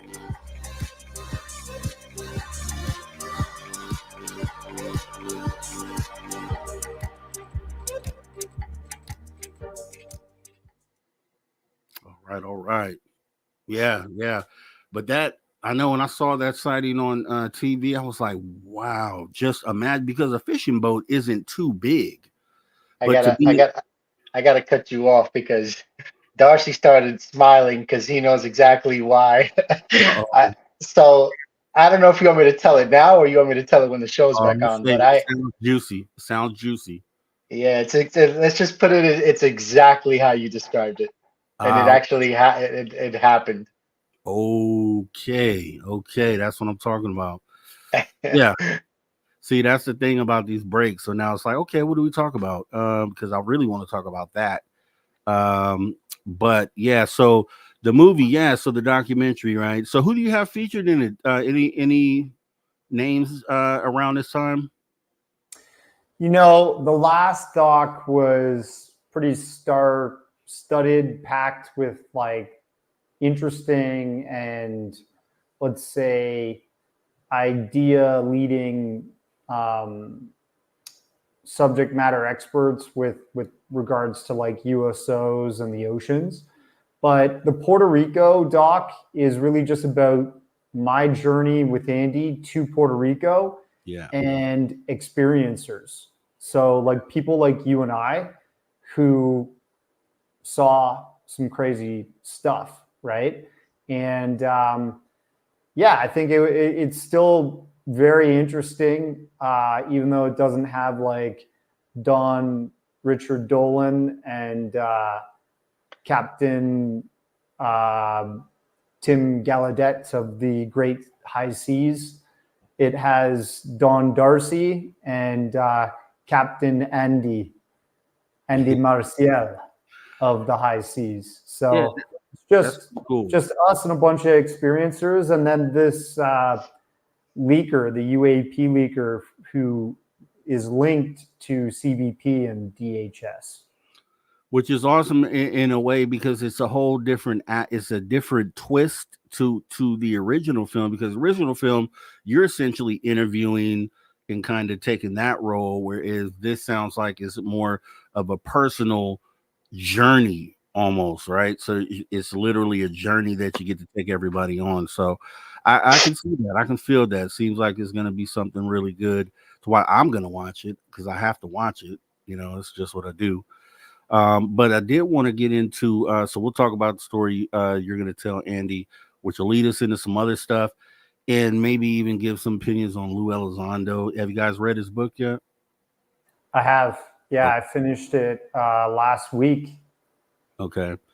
Yeah, I bought the audio book the day it came out. A lot of people's books were delayed. I know Dave, I think he just got his book the other day. He ordered it 2 months ago. So physical books. Yeah, but he lives like 2,000 miles up in the north, right? Oh, okay, good. We can make fun of where Dave lives. Great, because I do it all the time, dude. 100 Mile House is the name of his town. 2,000 Mile House. No, I don't know. And his infrastructure, I told him, is akin to that of infrastructure from the early 1900s, because it doesn't take much for the whole town to lose power or to internet to go down. There's one road that goes right through it. So they had an accident. A car hit a pole, and then so that shut down everything right up that line. The entire town got shut down. I'm like, geez, Dave, come on, buddy. He's off the grid, and that pole took him really off the grid, eh?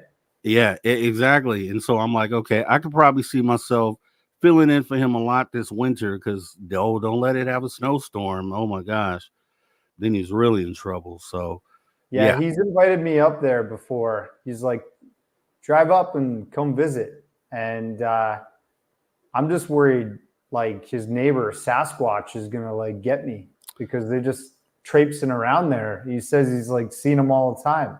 Exactly. It's at the end of his driveway. Exactly. He showed us on a map. We looked on a map, and he was showing us his Sasquatch spot and all the other areas. All I could really notice is that he's surrounded by nothing but trees and the guy is literally in the middle of nowhere.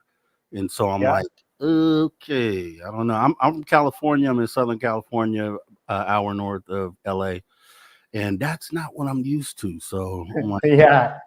It you takes know? certain type, you know. He's got his land, his family, his studio, his guns, and his Now, yeah, Sasquatch. He's got his Sasquatch. So he's a he's proud got gun owner. company. He just got his gun license about a month ago, I think. So now he's a proud gun owner up there in the north. Now he can defend his land from Sasquatch. Thank you. I said you should have been had that guy. If you're going out there dealing with the big guy, you got it. You never know. I mean, they think the Sasquatch is cool. I don't know that I would necessarily feel that way. And if I had to deal with it, I would definitely have to have some sort of protection just in case. Because we got about 5 seconds left here. The fragrance of a Sasquatch is ridiculous. I wouldn't want to be hanging around with them. Yes, we are back after hour number 1.5. We're on the back end of the interview here with Darcy Weir and Andy Marcial. We've been talking Transmedium Fastmovers and USOs, just different scenarios. Why are they in the water? What are they doing? We're going to find out. We're going to go into some more stories here. Remember, though, you can access anything that you missed tonight on youtube.com/@spacedoutradio. Jump in the archives. It's awesome. So going back into it, Andy, at the break, I was telling you a story about this guy I saw in a documentary who was on a fishing boat. He's telling the story. It was the middle of the night, and if you don't have any moonlight off the water, it's pitch black dark. And he said all of a sudden, this light turned on, super bright light from underneath the boat, and kind of was so bright that it was blinding. It was larger than the area of the boat. And he said he was scared to his core. And then all of a sudden, the light just went away. You said you had something to tag on to that, and definitely want to hear it. What do you got? So I live in a town, a barrio called Espinal in Aguada, which is right there. We're literally not even a mile away from the beach. So it's basically a small fishing community. And we're close to where Christopher Columbus had discovered supposedly land and discovered Puerto Rico. That's also where a lot of these sightings that have been reported, have occurred in those same waters. So I laughed, I was smiling when you mentioned that story, because my father one time, he's not a big believer, but he came to me one time and told me that one of his friends, because I used to live out there, and he said one of his friends that came into we had a panaderia, which is like a grocery store, and he looked kind of pale, like something was wrong with him. So he went to him and asked him, is everything okay?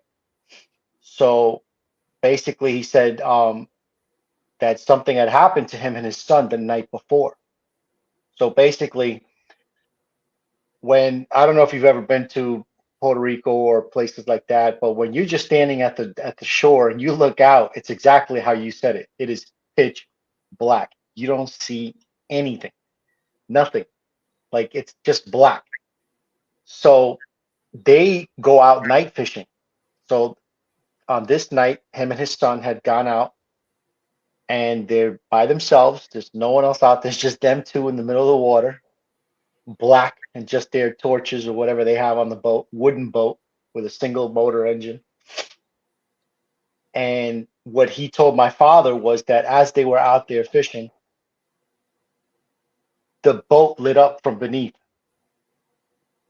and a massive light just lit up underneath the boat, and that it was larger than the boat, and it moved to the side of the boat and exited the water and went directly above them and was hovering over them. And he mentioned how they could feel the water falling down on them, and basically scared the living crap out of them, and they hauled ass back to shore as fast as they could. And this was literally right off the coast of where we live. So that was That's why I was laughing when you said that story, because it literally happened to my father's friend. Yeah. How do you feel in a situation like that, Darcy? What do you do if it happens to you? You're on just a little boat. You're sitting out there. Light shines from right up under you. What do you do? What does Darcy do? Well, you don't worry about how wet your pants are because you've already wet them before you decide to jump out, right? Exactly.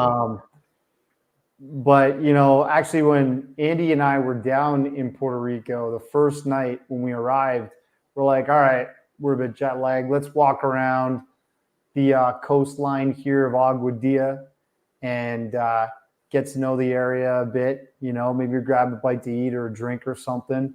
Aguadilla is a pretty cool area. They have like this nice beachside sort of nightlife area.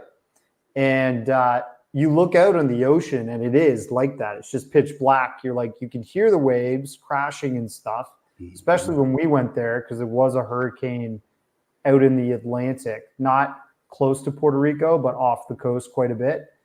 And you're like, wow, that's just kind of eerie how dark it is out there. And we actually saw like a luminescent object off in the distance, and I'm a bit naive and rambunctious, so I ran up to these random Puerto Ricans and I was like, hey, KS,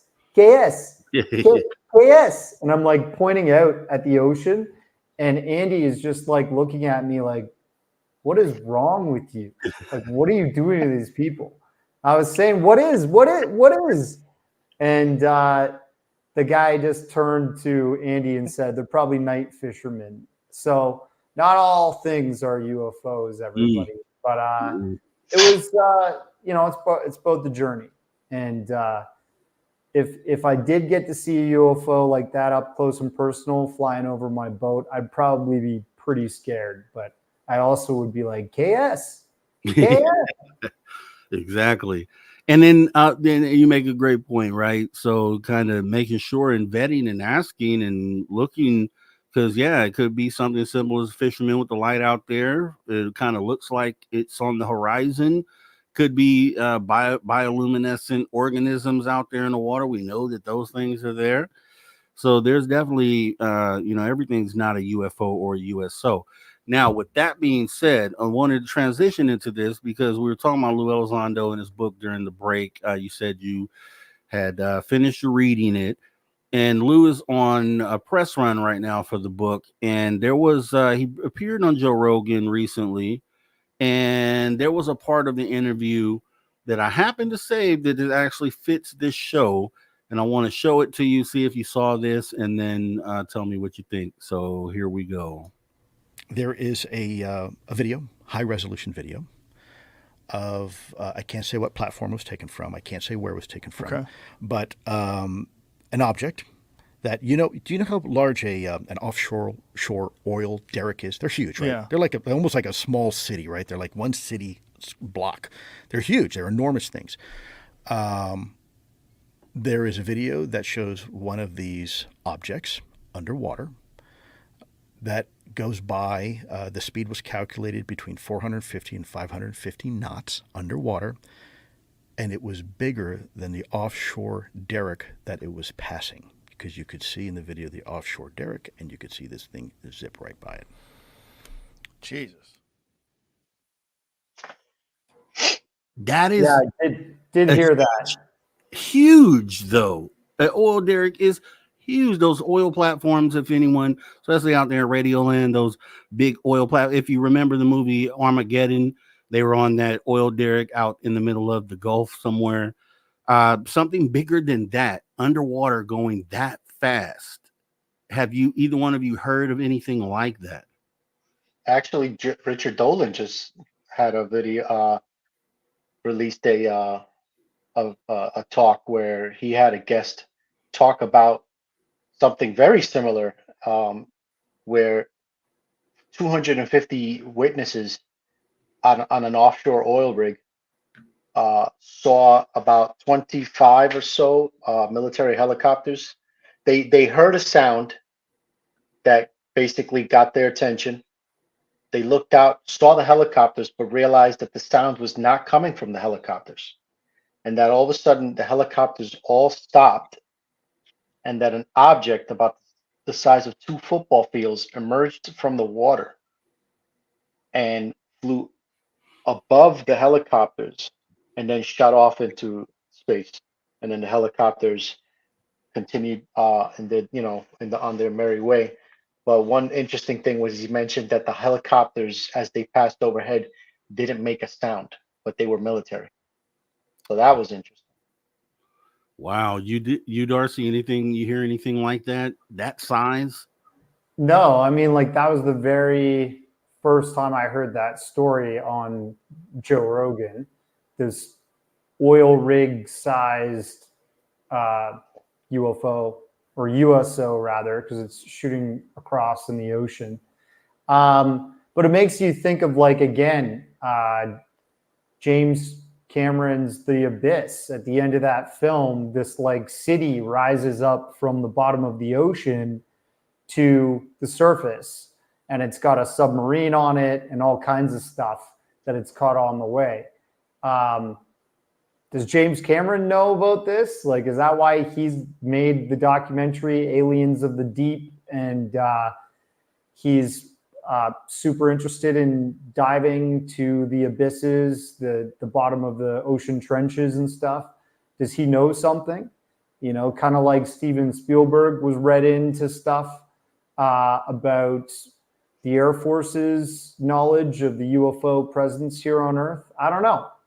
But the oceans obviously have some key to this or piece to this puzzle. Yeah, and I think The Abyss, watching it as a kid, it's a science fiction movie. It's creepy, it's scary. It's like, oh, okay, you walk away, it's over, credits roll. But I have on my other channel, I do this segment called Science Fiction to Science Fact Movie Edition. And the whole concept is that, okay, now that you are in current day, you have all these new revelations about how these things are actually here, and you're seeing proof about these things, and it's gone from science fiction to science fact. Now, this is what I tell people to do. Go back now and watch those movies, and you'll see them through a different lens. So now if you watch The Abyss today, understanding that USOs are a real thing and they're out there, then The Abyss seems like a documentary more than a movie at this point. And I think a lot of those people were on the stuff, like you said, with Steven Spielberg and Close Encounters of the Third Kind. You look at that, it's a 50-year-old movie. Everything in that movie depicts what's happening right now, phenomena-wise, to the T. So, that's where you get into, did someone give them information on it? And I even now feel this way, and I've said this before, about Jordan Peele in the movie Nope. I always tell people, I was in the theater watching it. I expected nuts and bolts craft with aliens coming out of the craft, but it was about a craft that was actually alive and was the alien. My UFO sighting depicts objects in the sky that seem to be alive or organic and have fluid motion like something that's alive and intelligent. A lot of other people say that too. So that's just something to point out. Maybe I forgot what the name of that project is, where the CIA kind of drops those nuggets to certain individuals, and that might be what's going on. But talking about these USOs, I wanted to know your perspective on, since we know they're out there and we know they're all over the place, right off the coast of a lot of places. Do you think that, in your opinion, that some of these sightings that we get, like for instance, South America, with these Peruvian things that are snatching people and doing the sorts of face peelers, do you think that potentially those are beings that are coming from these USOs? Do you think they at some point come onto land and do whatever they do and then go back into the water? What do you think?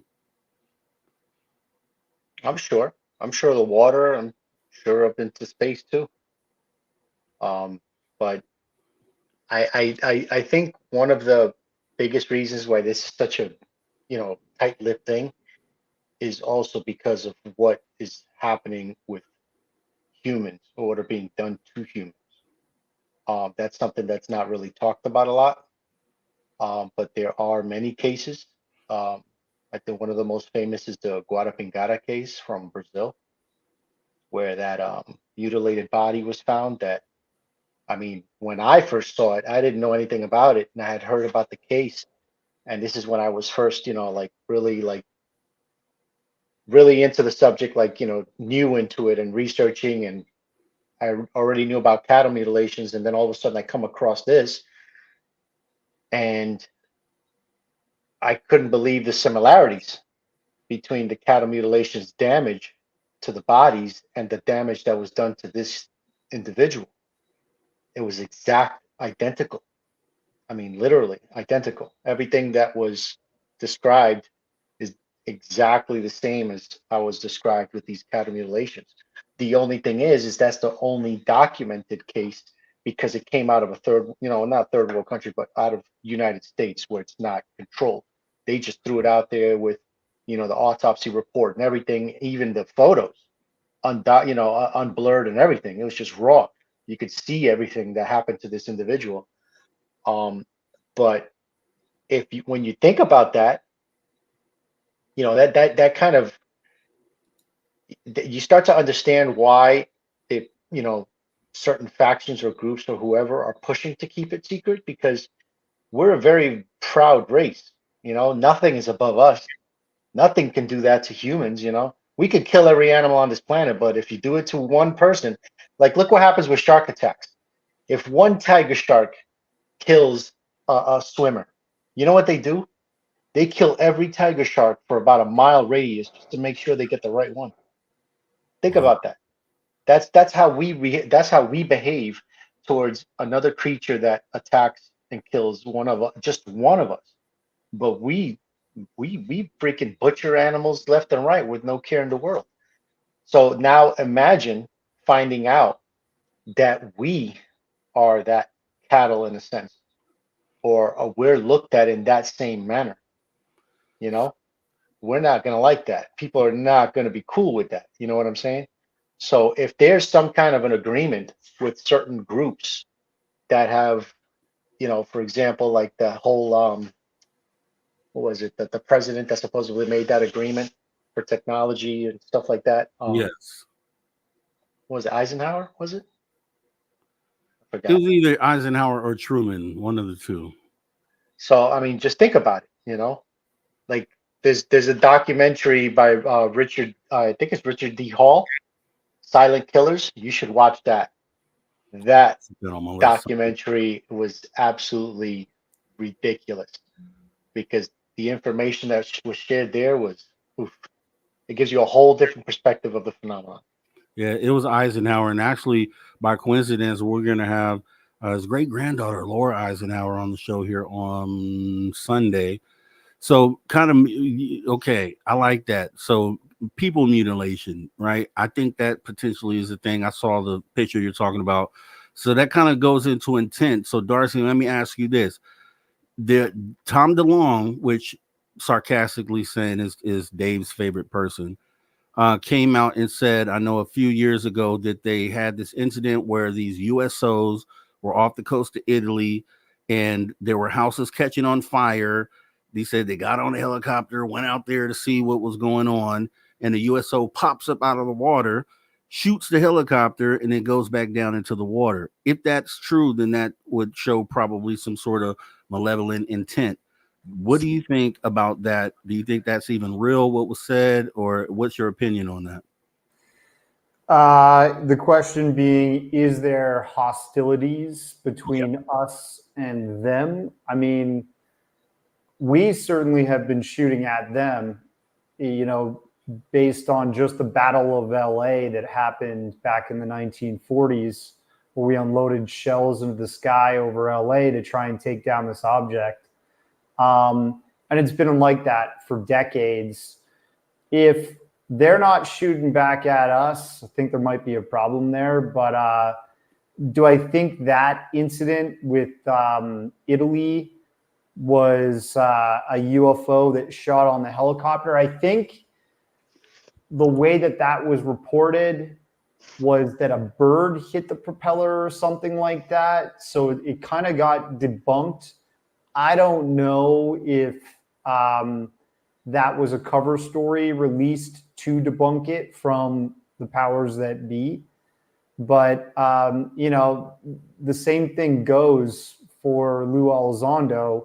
Every time he comes out and says something, there's some way to debunk him or his credibility.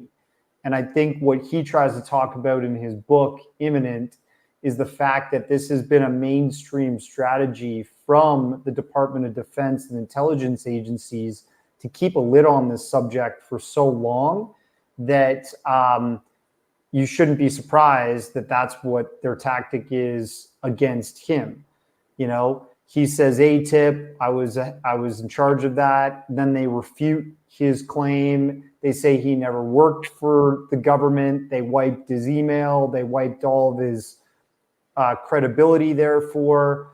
And the folks that are still within the establishment of the Pentagon that he used to work under, like Jay Stratton, are now kind of disavowing him and saying, but I mean, what would you expect from an establishment? How would they react if you leaked their videos and you went public? Obviously, they're going to backpedal and say, oh, we don't know him. And they're going to erase his history, right? Because they don't want him to seem credible in any way. So is the PSYOP being carried out on the greater populace? And we're all turning on this guy like rabid dogs, even though he's already had a hard time enough leaving an administration and going to the public with these huge stories, right? I worry about that. I worry that you could be kind of turning against somebody that's trying to do something altruistic, and people within the community are falling prey to that and then calling BS on this poor guy. It sounds very similar to what happened to Bob Lazar. Yeah, yeah. And I'm behind Bob Lazar. I talked to Jim Goodall too many times to not, you know, this is a person that knew Bob Lazar firsthand, conversations prior to him coming out. And it's like, come on, you know, some people are going to lie. Everybody lies. Everybody's lied before. So should you have to live with that jacket for the rest of your life, right? And you're right. So with the whole Lou Elizondo thing, we just talked about this the other day. I don't focus on his personal life or a white lie he may have told. What I do know is that what he has come out and said lines up with a lot of the historical evidence that we have. And I think that's the measurement is someone comes out and says something, okay, when you're in the process of vetting it, take that information and put it up against historical facts and what we already know. If that lines up, that's the nugget you're supposed to take from that. Otherwise, all the other stuff you can kind of throw away. You don't even need to pay attention to the rest. And a lot of the skeptics are in these echo chambers on X, you know, spitting a lot of propaganda is what I said the other day. And I believe that's the truth. I think they're the misinformation agents and they don't even realize it potentially. So I don't know what you guys think about that, but we got about 1 minute left. Well, I like Richard Dolan kind of has this saying, the establishment bakes the cake. The media packages it up, and then the public eats it, right? So you have to figure out which version of that you're eating. You know, are you eating the DOD party line memo that they want the public to think and act with? Or are you actually like getting real information from whistleblowers and people that are trying to come to the public with revelations about our reality? Right. With that being said, we are at the end of the hour. We got about 5 seconds left to go. I really appreciate this. We have Darcy Weir and Andy Marcial, Transmedium Fastmovers and USOs, the Puerto Rico edition. Got to go see it. It's on Apple TV. You guys go do that. And we're going to go ahead and take a break, and we'll be right back with you. Hour 3, maybe Dave Scott. I don't know. We'll see. After Hours with Stay Mr. tuned. Rob G on the only place where you can own the night. Spaced Out Radio. Spaced Out Radio. You've tuned your dial to the right frequency.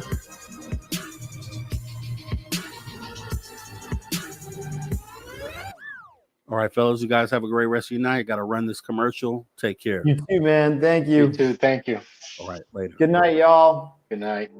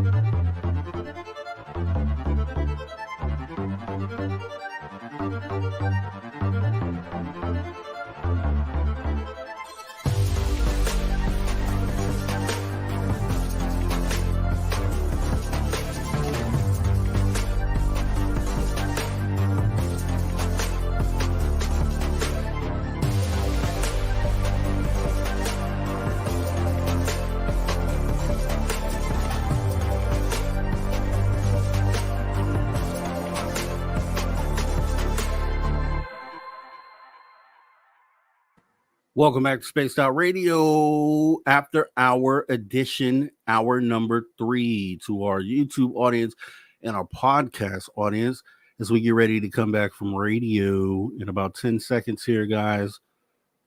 Let's go.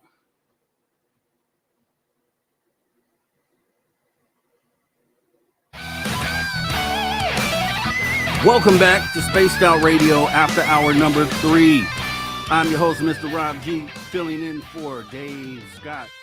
As we go ahead and get into the UFO report tonight, I just want to say to all the space travelers, consider taking the next step, joining the Space Travelers Club.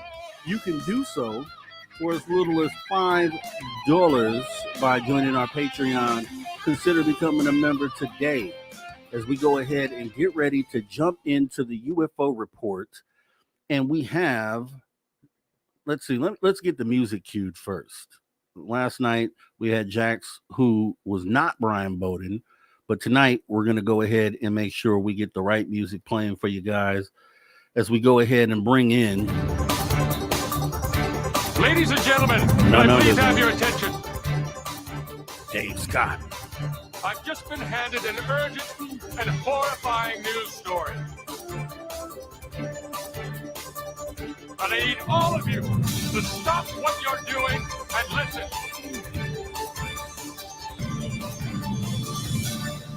Surprise, surprise. We got UFO Tim James out for the night. And filling in for Tim James is Dave Scott. But I'm filling in for Dave Scott. So look at the irony of that. How you doing, Dave? Oh, I'm worn out and tired, but you know what?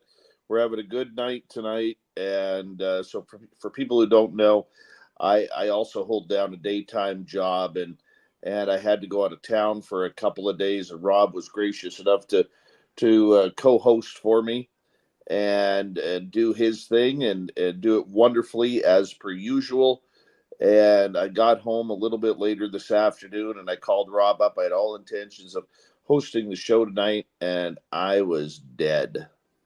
After 5 hours of driving, I was dead. And I'm like, dude, you got to do this for me. He's like, no problem. And then my good friend Tim James, well, he has, his wife has been very ill the last couple of days. And he messaged Rob. It's like, dude, I just can't. So the show must go on, even though I am dead tired. You know, that doesn't matter to our radio audience. I got to get in there and do our thing. So let's rock and roll, my man. Let's rock and roll then, Dave Scott. I am Pam. What do you got for us tonight? What are we talking about, Dave? Well, first of all, let me just say, shout out to Darcy Weir and Andy Marcial. Fantastic conversation, hours 1 and 2.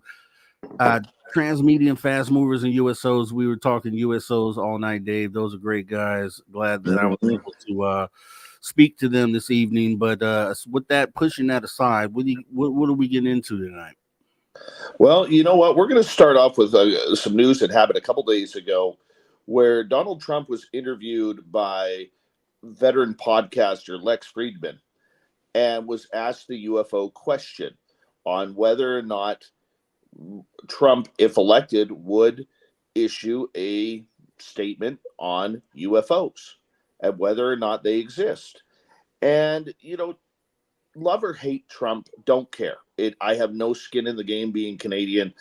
But the one thing that I liked about what he said was, yeah, he thinks it's time that he releases it. And he would definitely give it some serious thought about doing it and said, I will do that. Now, do I believe him? No, I don't believe him, because it's also come out that presidents of the United States do not have the authority to do something or release information regarding national security, which right now UFOs fly under the radar with. So I think that's a little bit dangerous, Rob, for us to be able to say or jump on the bandwagon of Trump saying, you know what, it's all about UFOs. It's all about bringing out that knowledge of what the United States government is having. And the other thing that he also said was that he would also release the remainder of the JFK files. He said he released a bunch of them beforehand, but he's still getting pressure from many others that he didn't release enough. And Maybe he'll release those too. Once again, do I think he'll do it? No, not a chance. I think there are certain things that a president is not allowed to do. And I think it's just rhetoric and speech and nothing to it.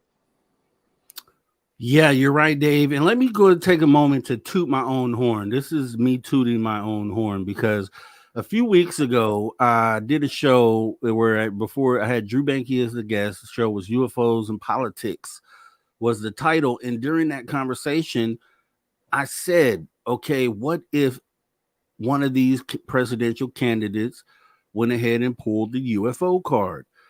Right. People didn't want to believe me. People didn't think it was going to happen. They didn't think it was possible. I said, it's possible that if there's a last ditch effort for the candidacy to go through for the president, that somebody would potentially pull that card. And yes, it looks like Trump did do that. So I was right about that. But at the same time, I agree with you. Will it probably happen? Probably not. And here's why I say so. It's disingenuous to play that card and act like you're going to do it when Donald Jr. asked him in the interview a few years ago if he would do it and or if he knew anything about it, and he kind of hinted that maybe he had been briefed, but then he turned right around right after that and said, but he didn't believe there was anything to it. So well, that shows no intent probably. And in the UFO community, there's a lot of argument right now saying, man, you had that opportunity 4 years ago to do it, and you didn't play it. And I remember that conversation with Donnie Jr., who asked specifically about Roswell, saying, can you release what happened at Roswell? And what do you think of the UFOs that are flying over? And I'm paraphrasing there. And Trump said, I don't believe in anything up there. However, we have great pilots with a lot of experience who say they've seen things, and I trust what they say they have seen. And but personally, he said he didn't believe it. And now all of a sudden he is saying that he is, potentially going to release it. Maybe he is paying attention to what the public knows. We know there's a lot of people that he is close to in the media, people who like talking UFOs. Okay, what's his name? Bowtie guy, Tucker Carlson. He likes talking UFOs. Could Tucker Carlson maybe got in Trump's ear? We know they've hung out privately. What about Elizondo? I mean, there was hints that Elizondo had briefed Trump on the UFO subject when Trump was president. If that truly happened, maybe Elizondo has continued to be briefing Trump. There was talk and rumor, and I don't know if there was any legs to this, that Elizondo was planning on running as a Republican, but never did for this coming election cycle. So we have to go through all of these things and think, okay, there's a pattern here. A lot of people around Trump are into this conversation, okay, and they are into UFOs. Now, would he actually do it? I don't know. What were the reasons behind him creating Space Force? I mean, we heard the political reasons. We even heard Ted Cruz talk about space pirates. Well, if it isn't Russia, and it isn't China, it isn't the Middle East or any other sworn enemy, I don't know about you, but do you see ships sailing in the sky with big pirate flags on them? There's my cat. Do you see pilots running around looking for space pirates up in space? I don't know. Well, to be fair, he gets a lot of credit for creating Space Force, but Space Force has actually existed in some form since the 90s, as they put out a booklet for the outlook for the year 2020 back in like 1990 something. So, I mean, they were already an entity, but now he did. But they weren't their own entity, Rob. That happened under Trump, right? Okay, so what was the previous Space Force then? There wasn't. It was all commanded under the United States Air Force and the United States Navy. I did a show on this actually. I had the pamphlet that they put out, the outlook for 2020. Let me see here.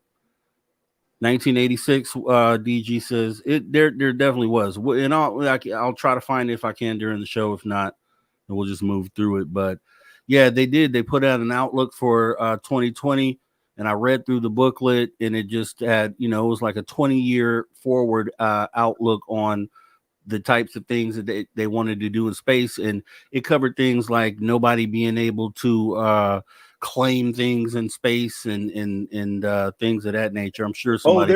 There's rules to space, that it's like nobody can own the moon, nobody can own space or claim space as their own. That's a United Nations thing. But as far as Space Force is concerned, that was brought in by Trump. But I mean, we're getting into semantics here. The idea though that I don't think he will.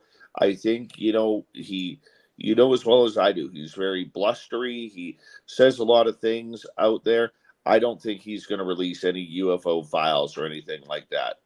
That's for sure. Yeah, I doubt it. That's like I said. I mean, he said he didn't believe in it, but you're right. I mean, somebody could be in his ear since then and maybe convinced him. But as the president, I would think you're getting the top data from whoever's briefing you as president. So I don't know that someone, a third party could sway your decision if you were actually seeing the actual briefing documents in the Oval Office. So I just felt, and the reason why I just brought that up is because, it just, at one point he said that he didn't believe in it. And then here he gets asked a question, and then he's like all into, he's going to do that and make that happen. So to me, it just seems like taking advantage of the situation that's going on right now. The fact that these things are here and we're having this conversation, and there is an interest out there to uncover what's going on. And I just see, but on the flip side, I feel it's smart to do that, because if your intent is to uncover that information, that's what we need and what we want. So if we can get somebody in there that would be willing to do that, I'm sure there's a lot of people that'd be behind that. So, well, it's going to be interesting too to see if Kamala Harris would go down that road as well. I mean, we do and have noticed that currently Joe Biden really hasn't talked about UFOs during his tenure as president. Now, will Kamala, knowing the way the world is, the way the economy is, and inflation and a lot of other stuff, will she do that as well? Will she ignore the UFO topic? That's something that we got to watch as well. What'll be interesting to see is in the future debates as they happen, and they will happen, whether or not the UFO question comes up. And maybe not even in the debates, Rob, but maybe when the candidates are holding their rallies, and the media is allowed to ask questions of them. Will they get into that situation? Will they get into that conversation? That's the one I don't know. Yeah, I think at the end of the day, I think someone who's going to actually go in won't agree to that, because for one, once you get in there, those powers that be, I feel like presidents, newly elected presidents, go into the office and have high hopes of what they want to do when they go in there. But I think those in those secret agencies, or those that actually control this narrative, kind of put the word out that, hey, this isn't going to happen, because you see a lot of presidential candidates, they got into office and said they were going to uncover this, and then all of a sudden they go ahead and 180 at some point during their tenure there. And I think it's because someone sits down in a meeting with them and says, hey, look, it's not going to happen. You're not going to release the Kennedy documents. You're not going to do any of these things. And I think that once they get that message, or potentially even they talk to them about what would be the impact of releasing that sort of information, like, hey, chaos would ensue and all these different things, and you don't want that on your hands. And then you get someone says, yeah, maybe I shouldn't go ahead and look further into this, and kind of that's where they stop. Obviously we won't know until we can get some inside information on what those conversations are, but just thinking through things that make sense, maybe, I don't know. Well, I mean, we also have to, delve deeper into the national security part of this. As long as UFOs are labeled under a threat narrative by the United States military and the alphabet agencies, which, you and I have debated long and hard on that. We both stand on other sides of the ledger on that. Nothing can be solved until, or brought public until it's outside of national security. And I don't think UFOs should be part of national security.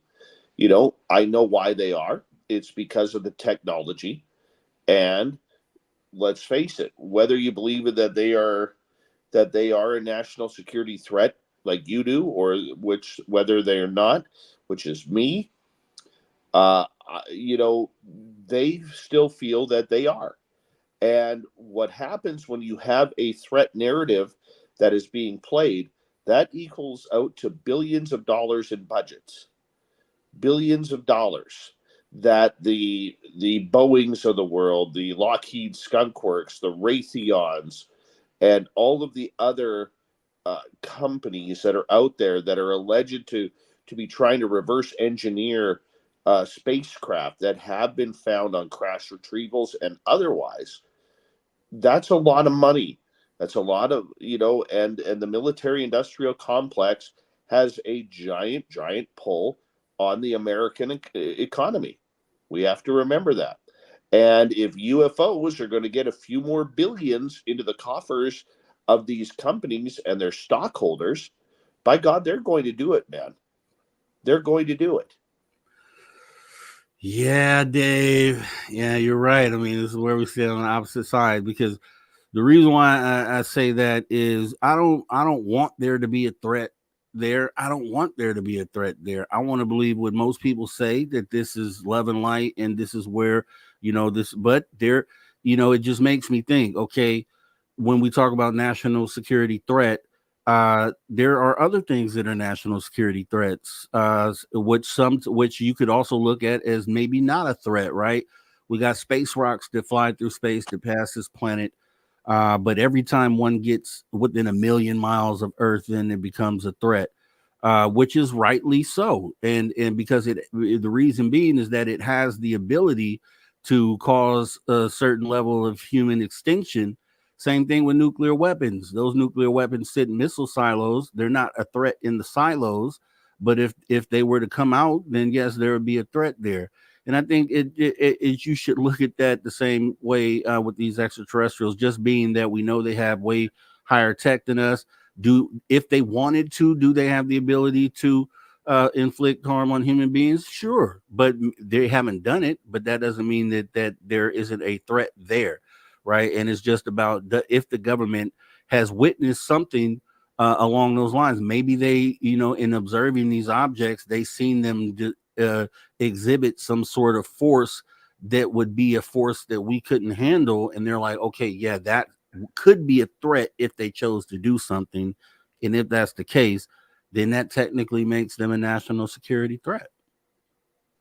Well, I mean, we come from two different sides of the border and two different sides of the thought here.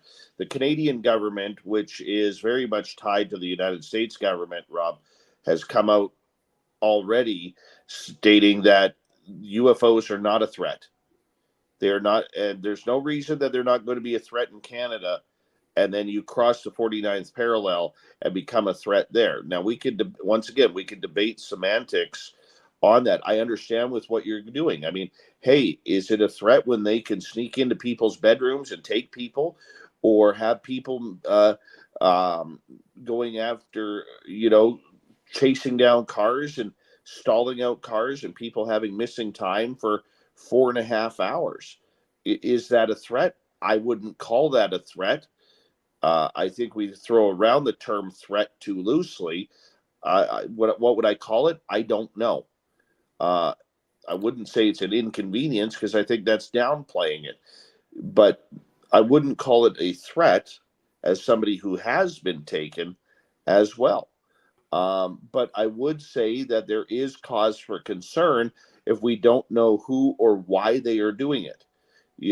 So is there cause for concern? Always. You always got to be a little bit suspicious.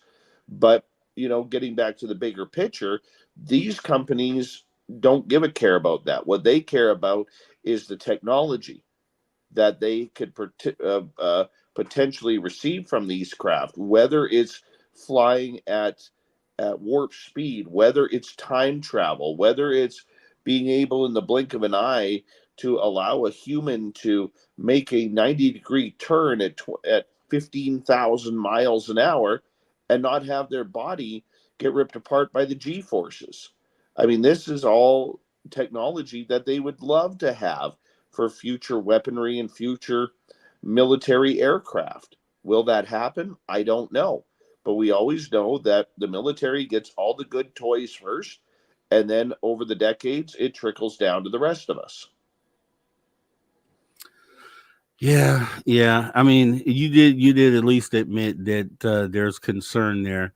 And I think that's a win for my side, because I think concern is threat light, right? It's threat light. It's a nicer way of saying that I'm concerned about that, and essentially a little bit more can turn that into threat. But yeah, I mean, I don't know, Dave. It's hard to say.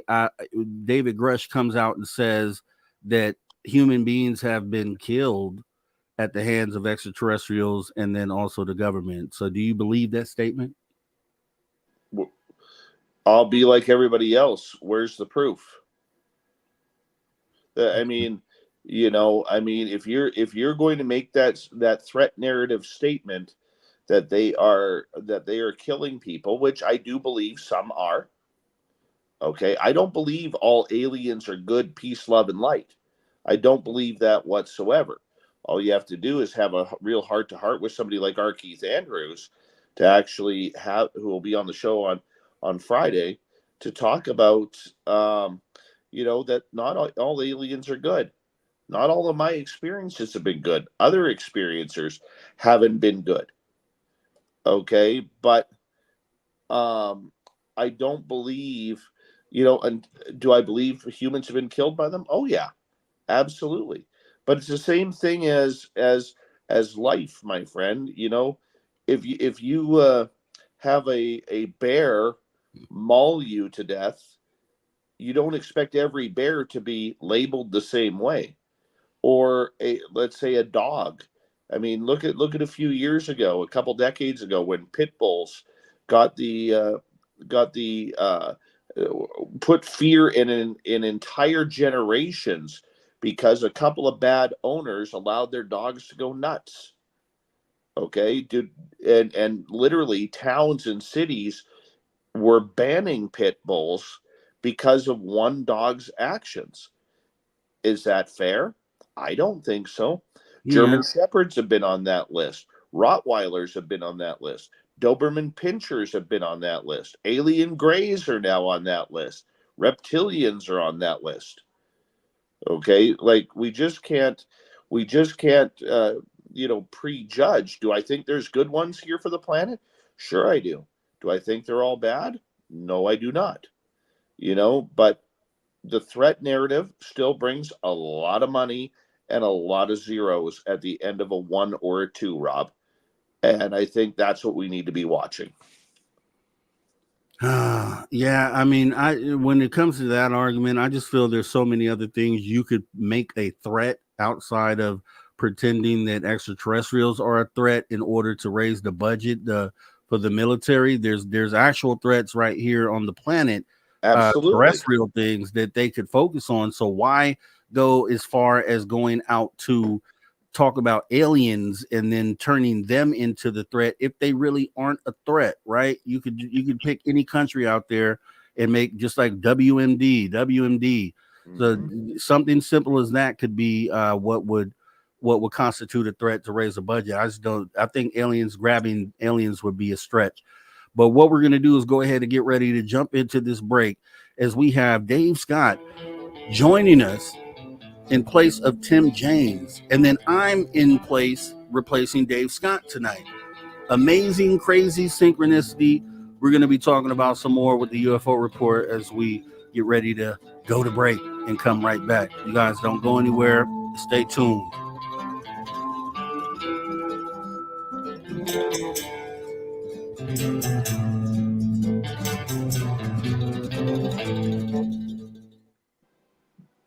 Alrighty, McTidy. So yeah, you can. Just one thing for our chat room, Rob. Yeah. For our wrenches especially, I was reading the chat room when the minute I mentioned the name Trump. Just because I mentioned Trump doesn't mean that we can always go all political in the chat room. No politics allowed in the chat room. Unless it is, we only bring up politics unless it's a UFO person. I don't care if you like Trump. I don't care if you hate Trump. This is a non-politics room unless it's Justin Trudeau. Then go all at him. That's the only rule that I've had for years. And as we get closer to election, let's try and respect that, guys. Thank you. All right. And Paramar says he thinks the threat narrative is just being used as a tool to drag the U.S. government into coming clean on the UFO topic. Otherwise, we wouldn't want to publicize because we can't stop them. Yeah. Yeah. I would agree. We can't stop them, but that doesn't mean they're a threat. Okay. I can't stop the deer from jumping into my yard, but I still like them. Yeah. So should you be prepared? Should you prepare yourself for a threat? No, what's the old saying? Do not fire until fire upon. Right. But in the moment, and I feel like in the moment, if you take that route, in the moment that you realize a threat is present, it's too late.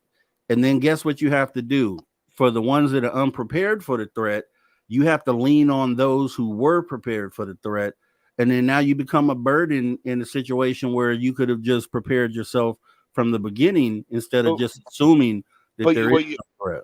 But when you see, this is a difference in attitude between, me being Canadian and you being American. I don't worry about what I don't know. I'm not going to prepare for something I don't know what the threat is. Now, if you got, you can prepare for your home to be robbed. And let's say you live way out in the country, not in a city. Okay, you can prepare for your home to be robbed, but has it ever been robbed?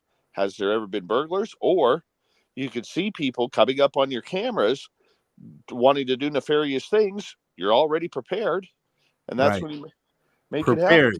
Yeah, you're already prepared, right? You're using the word. You're making my argument for me. You technically are prepared. My words. You are prepared if you just said it. If you see them come up on camera, you're prepared, which means you have your protection or whatever it is you need to thwart off the threat, and you are prepared. However, if you sit up and think you will never be robbed and you can't be robbed, and then you see the people coming up on the camera and you don't have anything in your home to protect you, then you are unprepared in that case. So that's what I'm talking about. I don't know. I've been fortunate enough where I've never had to worry about that, Rob. I know. Me and Darcy, he was talking about you're 2,000 miles north of the United States border, and maybe, things like that don't happen out there, and that might be part of it. You know what I mean? Because I come from a place where you literally have to be prepared for threats. I get that. I totally get that. But when you don't know what the threat is, how do you prepare for it? I understand that, but we do know what the threat is in this case. It's potentially these UFOs. And then, yes, that next question is how do you prepare for that? But are they a threat? I would say we don't know that they're not. So if we don't know that they're not, then you would have to assume that it's possible that they are. And see, that's the whole thing. We don't know that they're not a threat. We just know they haven't done anything. That doesn't mean they're not a threat. So you should prepare, hope for the best, prepare for the worst. Are you prepared for nuclear war?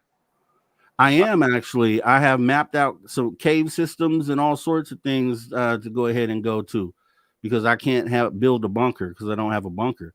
And I think that'd be the smart thing to do. If nuclear war is a possibility, which it is, then you should know where you're going to go.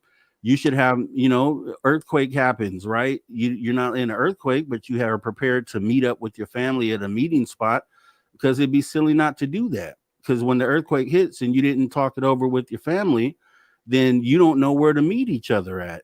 And all of a sudden you're just caught unprepared, right? That's why I used to look at doomsday preppers. I used to be on your side. I used to look at that and be like, why are they doing that? That may not even happen, until I realized that being prepared is just being smart. It's not being a prepper. It's just simply being prepared. You may never need it, but if you do, you're going to be happy that you did, as we come back from break here. All right, welcome back to Spaced Out Radio, hour 2.5. We're on the back half of the show here. We got Dave Scott. I'm filling in for Dave Scott tonight, but we have Dave Scott filling in for Tim James in the UFO report as we go ahead and get back into this. Don't forget, guys, you can go on over to our X and Instagram pages at Spaced Out Radio, at Spaced Out Radio Show.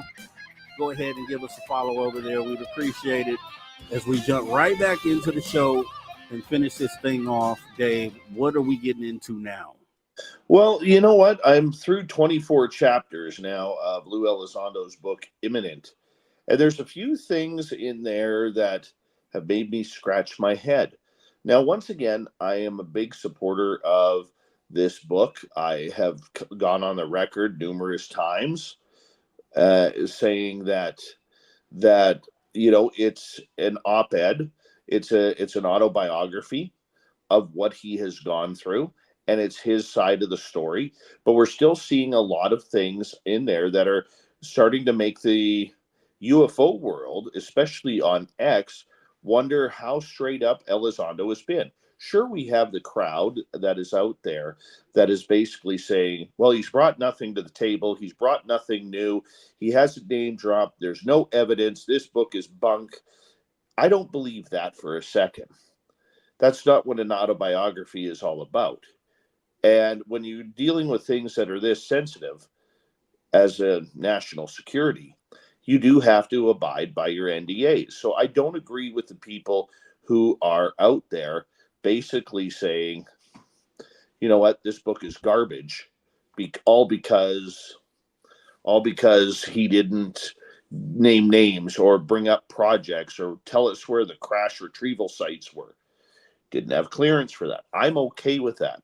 But there are a few things in there that have made me scratch my head. And Rob, I know you've listened to the audio book as well. You're pretty well informed about it. I found it very interesting on a couple of things. He named names on certain people, like Eric Davis, Jay Stratton, James Lukatsky, just to name a few. However, there are names that are conspicuously missing from that. Number one, his right-hand man, Sean Cahill.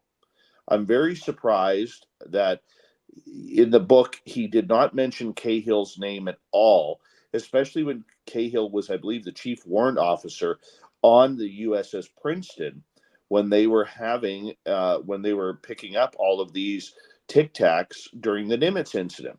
And Elizondo spent a lot of time talking about the Nimitz incident in his book.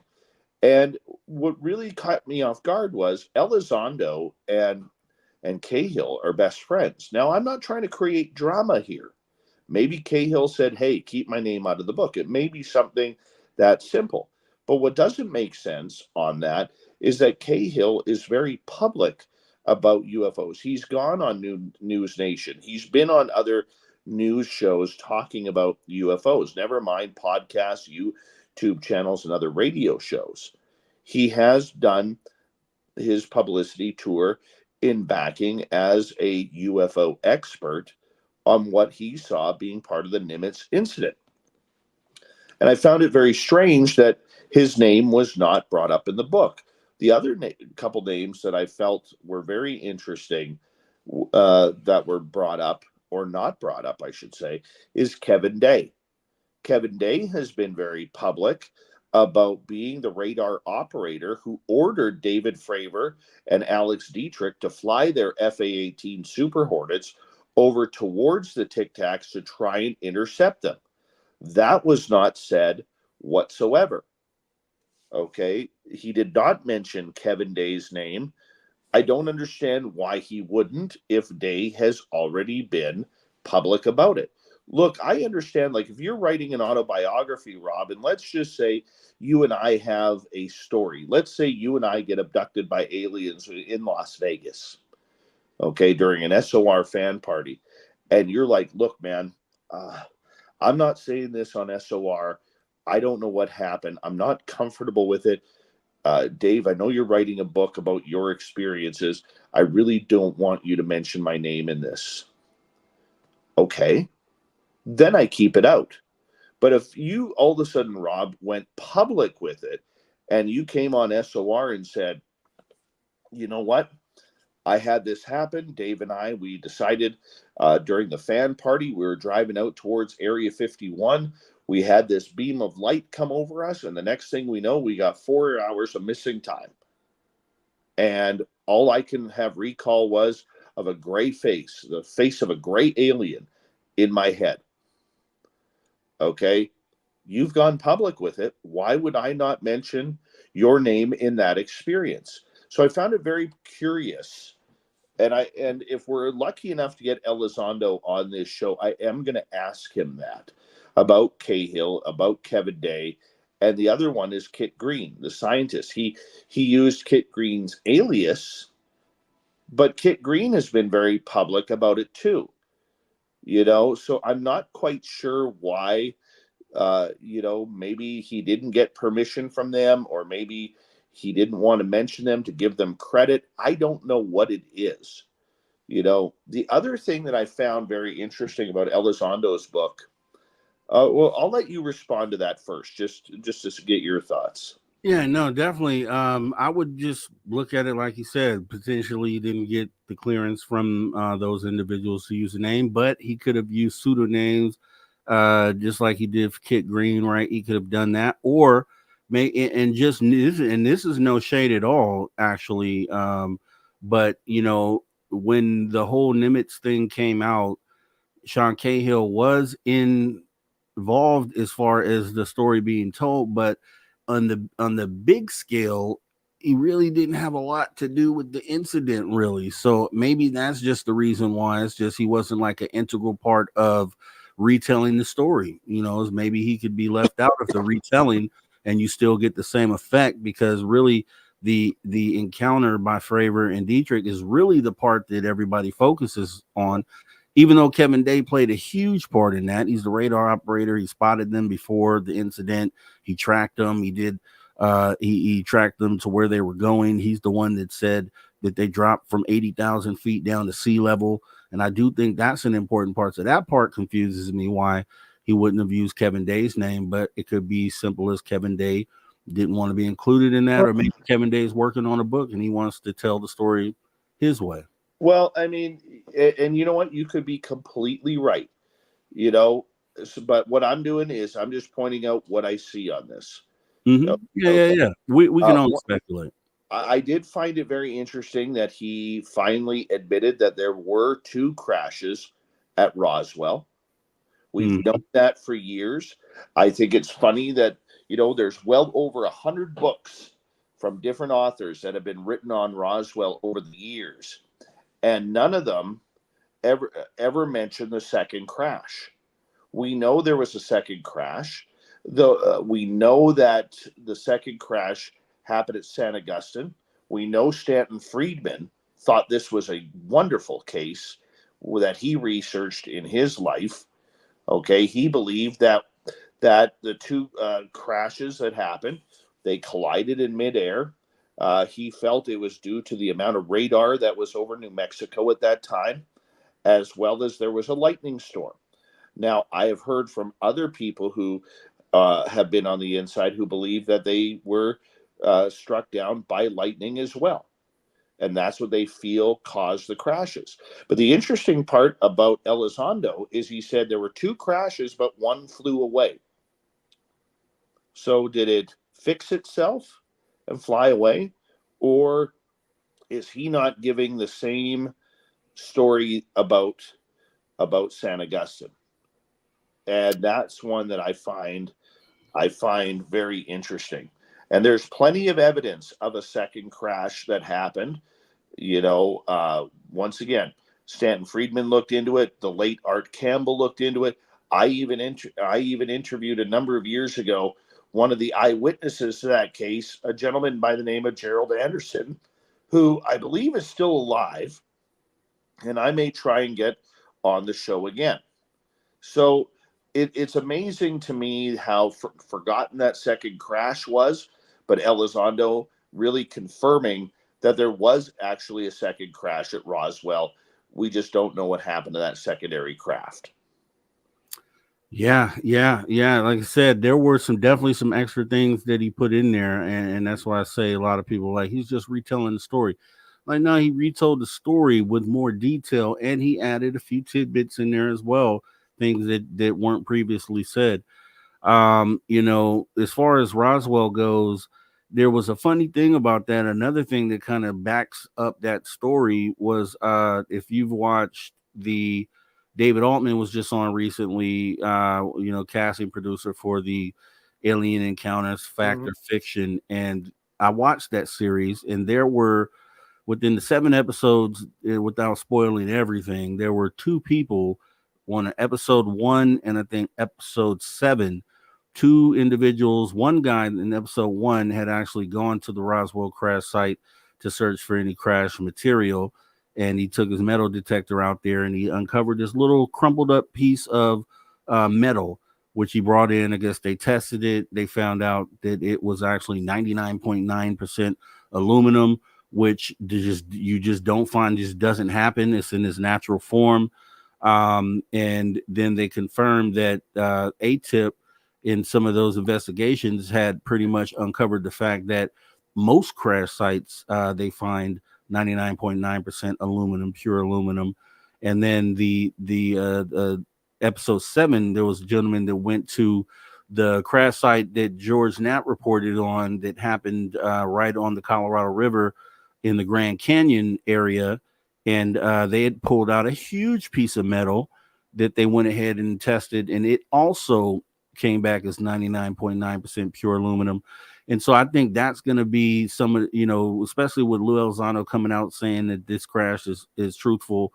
We know it was because they reported crash disk originally in 1947, but other people that kind of dig into it and then putting together the puzzle that, something to do with this aluminum has, they confirmed that this is possibly part of the UFO. So I think I think there's evidence out there now coming out that kind of will back that story up and even probably once and for all just prove that it actually happened. Well, you know what? I hope so. I hope so. Because the more we get moving towards this, the better. And there was one other thing about the book that had caught my attention. Don't you find it funny that Elizondo was very, very polite and talking in high regard about Eric Davis, the scientist from the Wilson Davis documents, and what's the other guy's name? Oh, I just mentioned Jay Stratton, and yet Stratton's wife is going all over Twitter right now, or X, pardon me. Going all over X, basically saying that Elizondo is lying. He never ran the program. I find this incredible that 2 people that in his book he's talking about holding in high regard, and he is getting absolutely lambasted by these guys saying there's a lot of confusion going on here. ATIP was the nickname for OSAP, which was the nickname for something else. And here we are saying, that Lou might not be talking about, might be stretching the truth a little bit. This is what I find kind of funny right now. So we can almost seem to see this disinfo game being played right in front of us, Rob. But the question is, who is telling the truth? Are they all telling the truth just in different ways because they're telling their truth? Or is there something a little bit more shady going on? Well, and John Greenwald came out and kind of talked about this about a week or so ago, that from his outlook, with being able to pull FOIA records and showing that some of that the DOD and Susan Go, as a matter of fact, and some of these people who said he wasn't part of the program, that it seems to be some disingenuous stuff going on both sides. And John Greenwald was just like, hey, you guys should probably be questioning both sides of this conversation. Yeah, but Stratton's wife, if we could take the source from a story or a set of tweets from David Lanier, a researcher who said he talked directly with Stratton's wife, she went on to say that Lou had Harry Reid basically cornered, saying, sign this letter that I ran the program. And she even went on to claim that Harry wasn't in the right frame of mind, the former senator of Nevada, saying that he wasn't in the right frame of mind because he had, quote, end quote, cancer brain going on, or chemo brain, one of those two going on. I mean, that's a horrible accusation, It is. And I'll tell you what, when Tim was on Monday with the UFO report, we kind of went over this, and truthfully, it's got a lot of gossip. I feel that part of the conversation doesn't matter. I don't really care who lied about ATIP. I don't care who lied about Harry Reid. I don't care about any of that. Only part that I care about is the information that's being brought. Let's vet that. So the UFOs, the claims that he's making, all the did he do this or was he part of that? That same thing people go through with Bob Lazar, and so they try to discredit the information that he's giving because they say, oh, he lied about this, lied about that. I think that those two things could be separated, and you look at the evidence that's brought forward, and the way you do that is you weigh that against things that have happened historically and see, do these things line up? They do. And then save the gossip for over here, and you can gossip all day long about who lied about what. That part isn't important to the overall conversation. Maybe he did lie on some of that stuff. We don't know. We may never know. And who's going to spend so much time of their lives trying to sift through that BS to for what? What's going to be the end result? Oh, okay, he lied about that. Okay, you prove. Okay, then what? Then what happens? Now, do we throw out this stuff over here because you've proven him to lie about this? And I think we have to stop mixing those two things together, treat them as two separate things. And if you like gossip, entertain yourself with that stuff. But if you're trying to get to the truth and figure out why these things are here and what these things are, then you pay attention to the stuff over here. You know what I mean? Now, the other thing that I think Elizondo held back on his book, because I know we only got about 5 minutes left, was his relationship with the Stars Academy and Tom DeLonge. I thought he held back. I've been told information in the past regarding why Chris Mellon, Lou Elizondo, and Steve Justice all quit at the same time. But I found Elizondo really being a little bit light on DeLonge, considering the stories that I have heard from behind the scenes. He did go on to say that, that he was promised to live in one of DeLonge's mansions when he moved to California, and that never came to fruition. Him and his wife Jennifer were living in a trailer and in an RV park, and I'm pretty sure it was a pretty nice RV, because I don't think they would be shacked up in something that's 30, 40 years old and about to lose an axle. I don't think that's it whatsoever. No. But he did go on to mention that he knew he had to move on when DeLonge cut his salary in half. And I thought, okay, that's interesting. Why are you not talking about some other things? About the shares. You put in a lot of money into the shares, because he mentioned that in the book. And your shares are now worthless. They don't even qualify to be out, I believe, publicly traded now, because the company lost its stature for that. So there's a lot of little interesting tidbits. I remember talking to Elizondo after he left the TTSA And I said to him one day, I said, did you know that I put in 15 different media requests to interview you, and people only got back to me twice? He says, I had no clue, because Tom's sister, Carrie DeLong, whom they also were paying a six-figure salary to do their media and PR, was only allowing interviews that Tom gave the thumbs up to. And those were only people who were not journalists, but were pro TTSA people whom he found on X. And that's how it played out. Yeah, I mean, I don't see any reason why Lou would not just be fully 100% truthful about the going on between him and Tom DeLonge. I don't think they have any business interactions currently now, so I don't see him, going light on Tom DeLonge to save some sort of relationship that they have, because as far as I know, they don't really, he said that they're still cool, but I don't see them doing business at any point here. So, well, I was once told by a couple different sources that using the name Tom DeLonge in the Elizondo household in front of his wife Jennifer was just as ugly as using racist terms or insulting people of different sexuality. That's the way she got very angry and defensive over that.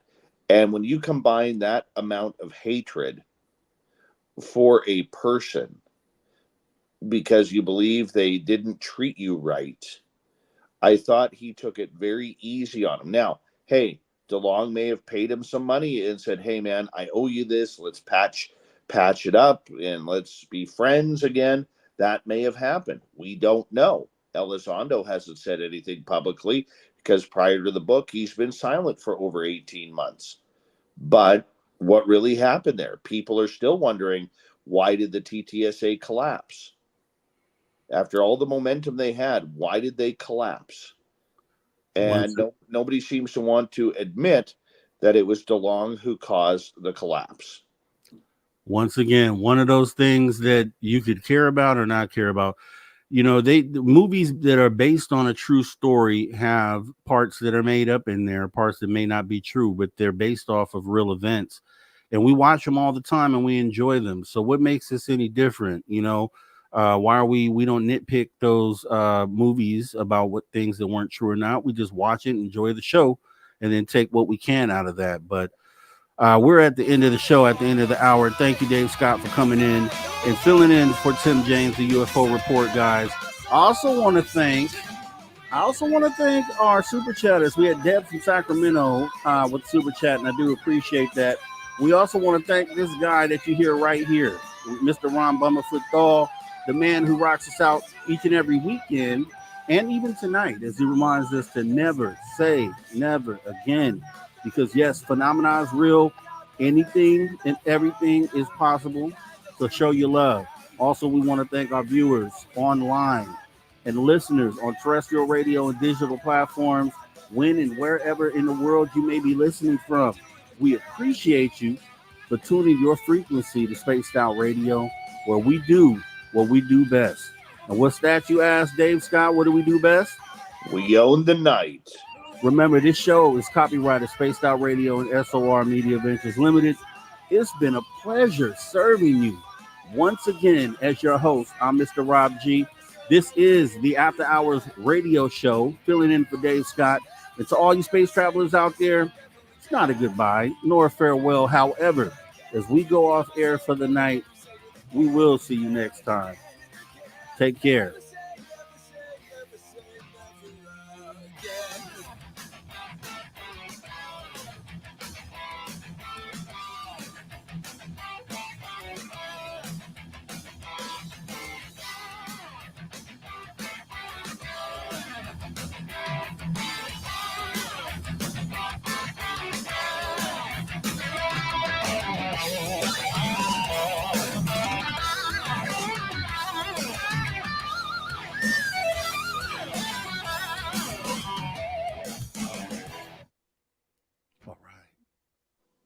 Noise. There it is. There it is there, Dave Scott. Done deal. Done deal, sir. Done deal. Good job, Sweets. Man, appreciate it, man. You know how we do. You know how we do here. Spaced Out Radio. You are the man, the myth, and the legend all rolled into one. Yeah, okay. Appreciate it coming from you, man. Appreciate it. So yeah. So now it's time to go to bed. Yeah. Get up nice and early and go back to the grind. Yep. So Dave Scott in tomorrow. I'm sure they want to know. Yeah, I'll be there. All right. Dave I'll Scott see you tomorrow, everybody. guys. You guys see you guys later. All right, Dave. Take care. Later. All right, guys. We're finna get up out of here. Do appreciate all the accolades in the chat there. Mike Bothwell saying great show. Jim saying great, good job, Rob. We appreciate that. Do what I can for you guys. You know, we put our all into doing these shows.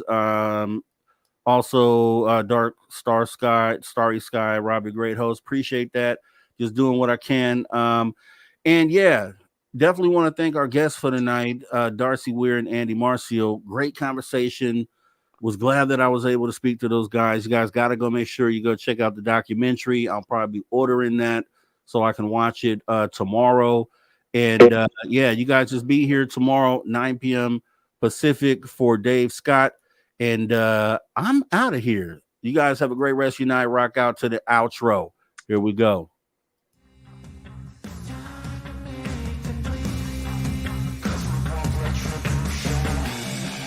Cause we want retribution. Oh yeah, we want retribution. Oh yeah, we want retribution.